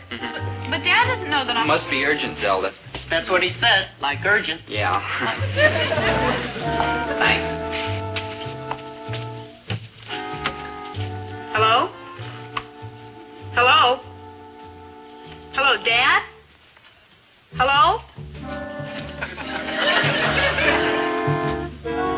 Good thinking, Dobe. It's only temporary. No matter where I go, this girl will find me. You bet.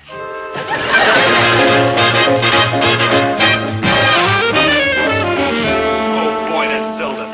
Say that again. Oh, boy, that's Zelda. Maynard. I really appreciate the way you're working around here, and I especially appreciate how you won't take any money for it. But do you have to call me Father Gillis? Get used to it, Father Gillis. That boy is mine. Watch. Zelda, dear. Yes, Mother Gillis? I know how devoted you are to Dobie, but isn't he a little young for any kind of permanent arrangement? Nonsense. Physically, he's at his peak. Mentally, he's already past it. He does seem to get a little dumber every day. Oh, that he does, don't he? Herbert. I'm sorry, Winnie. Zelda, Mother Gillis, Mrs. Gillis is right. You kids are a little young to be thinking about getting married. How are you going to live? I've got it all figured out, Father Gillis. We're moving in with you. Oh, no. Oh, no, you don't. A man works and sweats and slaves his whole life for one thing. Just one. So his kids will grow up and get married and get out of the house and get off his back. You are not moving in here, girl. In fact, you are leaving right now. And that goes for you, too. Out! Out! When will you Gillises realize that Dobie only has one chance in this world, and that chance is me? You poor dear fools. Poor Zelda. She's so wound up. Why does Dobie have to get involved with a girl like that? Why, he could have any girl. Oh, you're so right, Winnie. All over the world, there are millions of girls just looking for a guy who won't work, won't study, and don't have a penny in his pocket. Oh, he's a great catch, that boy. Just like a case of mumps. What do you like thinking, Dobe? I'm thinking about giving Zelda a convertible. Crazy. Hey, you crazy? You figure if Zelda had a new convertible, guys like Chatsworth Osborne Jr. would give her a big rush? If she had a convertible, I would myself. Sure. Now, what else would make a girl, even Zelda Gilroy, attractive to guys? God, I'm going to give her a swimming pool, too. Dobe, how are you going to give Zelda a swimming pool in a convertible? Maynard, you're going to help me. Oh. And while Hey, you crazy? We're going to make Zelda an heiress. We're going to give her old man a big fortune from some rich millionaire uncle, like his Uncle Max, rest his soul. What Uncle Max? Maynard, we're going to plant a rumor. A genius. That's what you are, Dobe. A teetotal, genuine genius. Yeah. Hey, look who's coming. It's fate. bust. Hi, Chatsworth. Hi, Al. Girls. Hey, you fellas heard the latest? Quiet, blabbermouth. I thought we were going to keep this to ourselves. That'll be all girls. Yes. Well, hi, chaps. What is the latest? Well, what? Well, I suppose if you promise to keep your trap shut. Yes. No, you're kidding. Old man Gilroy? $1 million? It's tax-free. And a brand new sporty red convert. Maybe she'll buy it from your old man, Al, if she don't like prefer foreign cars. And a swimming pool? A beautiful kidney-shaped pool with underwater lights, yes. They're just making it up. Yeah, sure, that's right, fellas. A big joke, but you were too smart for it. Yeah. So it is true. Skinny Zelda Gilroy? Al, baby, you're speaking of the woman I love. Yeah, me too. I gotta hand it to you, Dobe. Well, I mean, when some fellas get an idea in the head, it like goes round and round in circles. But with you, it's different. I know. When you get an idea in your head, it goes right to the point. Thanks, Maynard. More or less. Yeah, but that Junior Osborne cat's like loaded. Why'd he like flip when we tell him sell hit pay dirt? Ah, that was my master stroke. You see, Maynard, the reason Chatsworth is suddenly so interested in her is because now he thinks they both got money. It's like, who does a man like, say, Mr. Vanderbilt marry? Mrs. Vanderbilt. Who was she before she was Mrs. Vanderbilt? Same chick. Maynard, follow me now. People with money search out other people with money. They stay in their own class, in their own social and economic group. Like horses? Yeah. Horses? Yeah. Take a rich boy horse that just won the Kentucky Derby. You don't find him hacking around with some broken-down lady horse who's been slogging through life with a milk wagon. That's right, Maynard. Crude, but right. And cars. Now, them big high-power jobs. Would they be caught dead in the same showroom with a low-price 3? No, now... Yeah, and cows. With a blue-blooded heifer mingle so... Maynard, please! Enough. Now, the main thing is that a fellow like Chatsworth Osborne, Jr. is always afraid girls are after him for his money. But now he figures he's got no reason to be scared of Zelda. Even pigs, a pedigreed hog.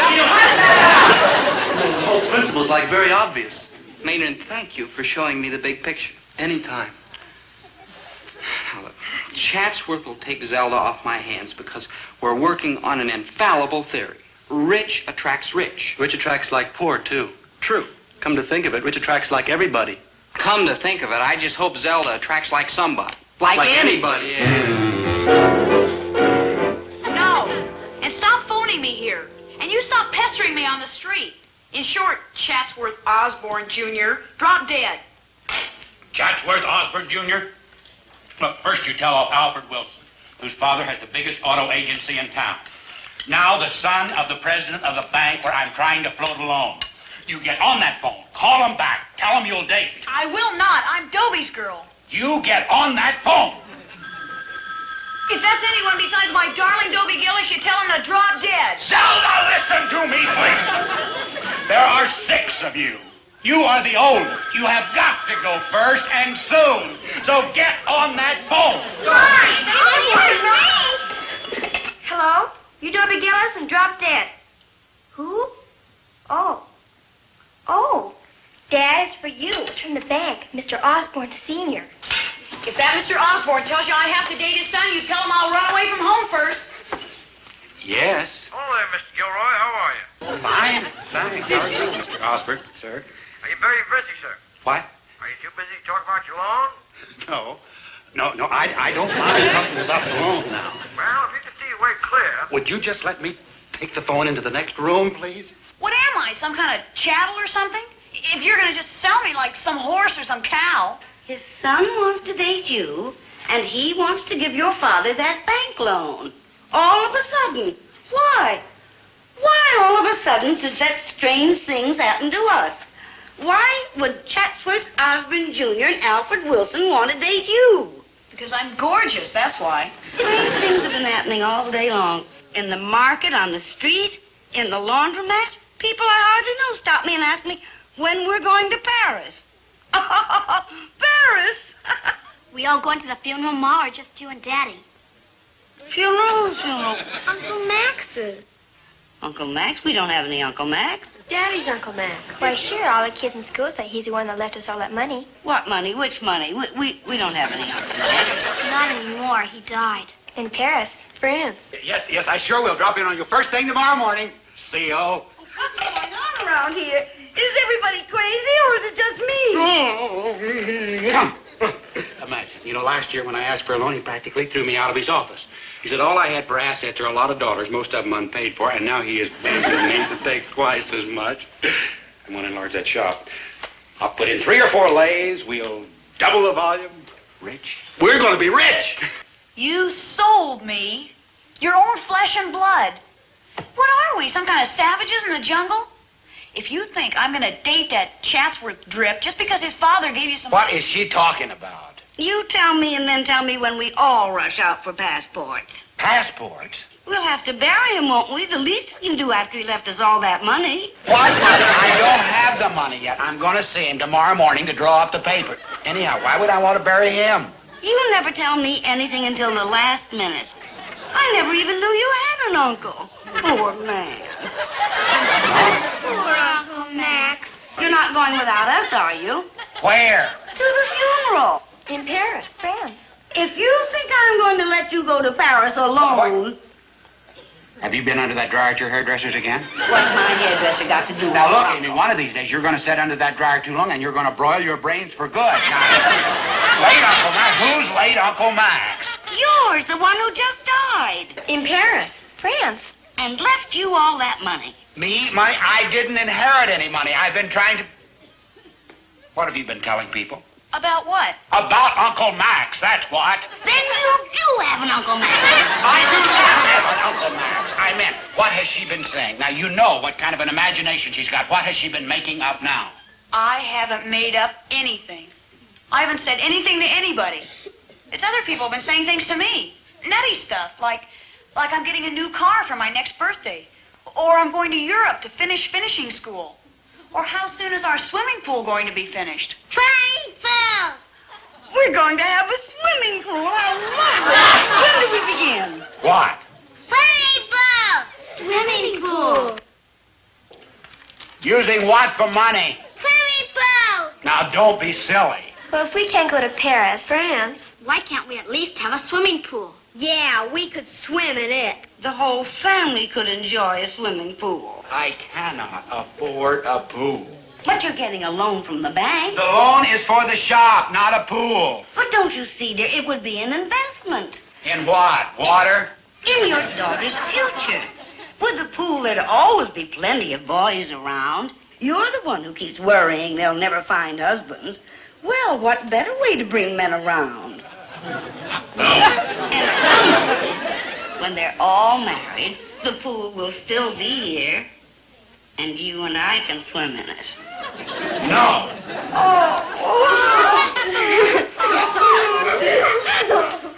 Okay. Okay. Swimming pool!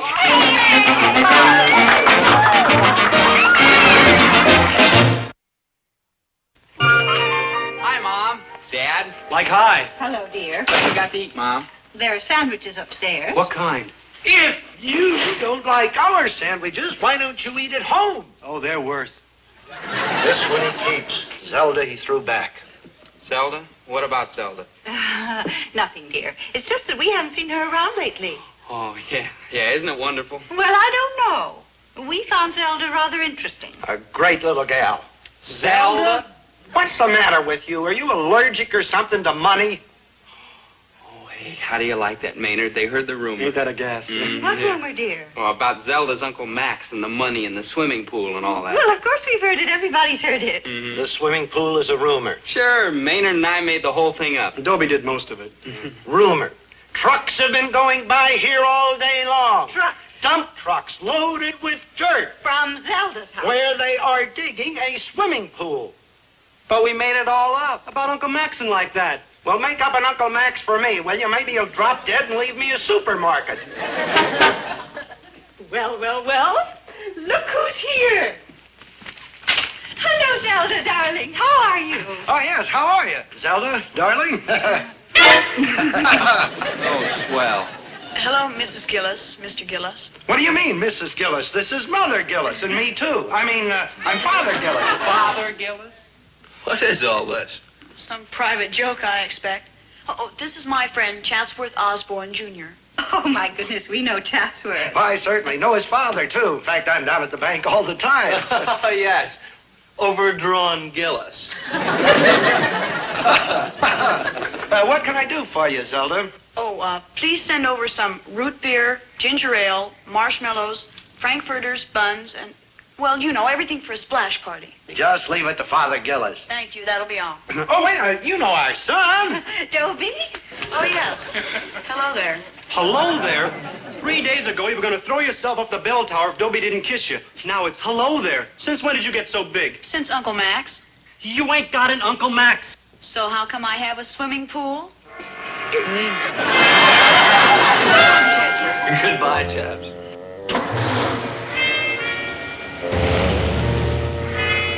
Oh, I gotta Kill that boy? That's right. Me too.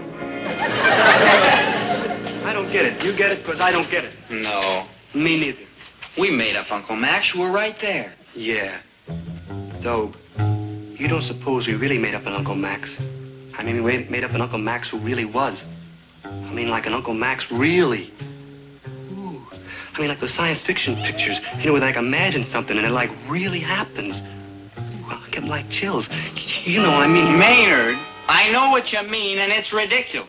Oh, don't be too sure, Dobe. There's a lot of things in this world that can't be explained. Maynard. Take electricity. I may take electricity later. Right now, I'm going to take my swimming trunks. Where? To Zelda's pool. If I made it up, I may as well swim in it. Well, hi, Zelda. Chatsworth Dock, pal. When do we get to go in the pool? Yeah. When we get Zelda married off. And you two, we'll wait till we get those two married off. Then when we get you two married off, Swimming pool. 14, 15 years yet. Hi, Mr. Gilroy, Mrs. Gilroy, kids. Yeah, I hope you don't mind. I think I'll just change into my trunks. Where do you think you're going? Swimming. Zelda invited me. When? Well, generally, that is. You see, I'm Dobie Gillis. Hi, Zelda. Zelda. I'm Dobie Gillis. Oh, yeah, tough. I guess she didn't recognize me. I'll just go tell her again who I am. Hold it! But I'm Dobie Gillis. Zelda was going to marry me, remember? I remember good. Now, look, we could get without a swimming pool. With an investment like this, buddy, we are after bigger game. You do understand, Dobie? Yes, ma'am. Goodbye. Well, let's see.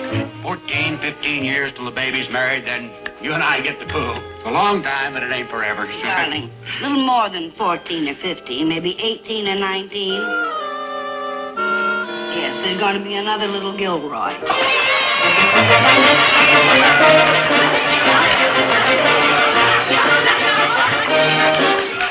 I wonder if I'm too old to join the French Foreign Legion.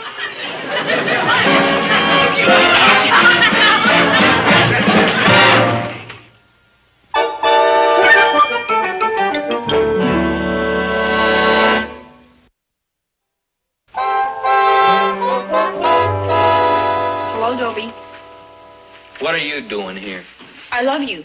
Oh, go swim in your pool with Chatsworth Osborne Jr. Haven't got a pool. What do you mean? Oh, they found out it was all a rumor about Uncle Max and the money, and they repossessed the pool. Repossess the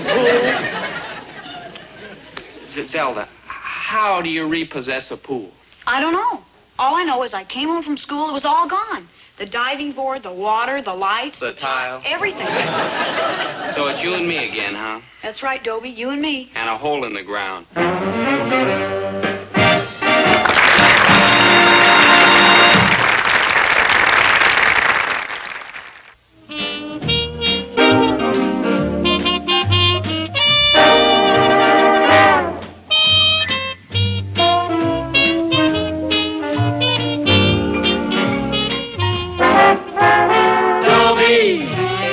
Once a gal was dreamy, Dobie.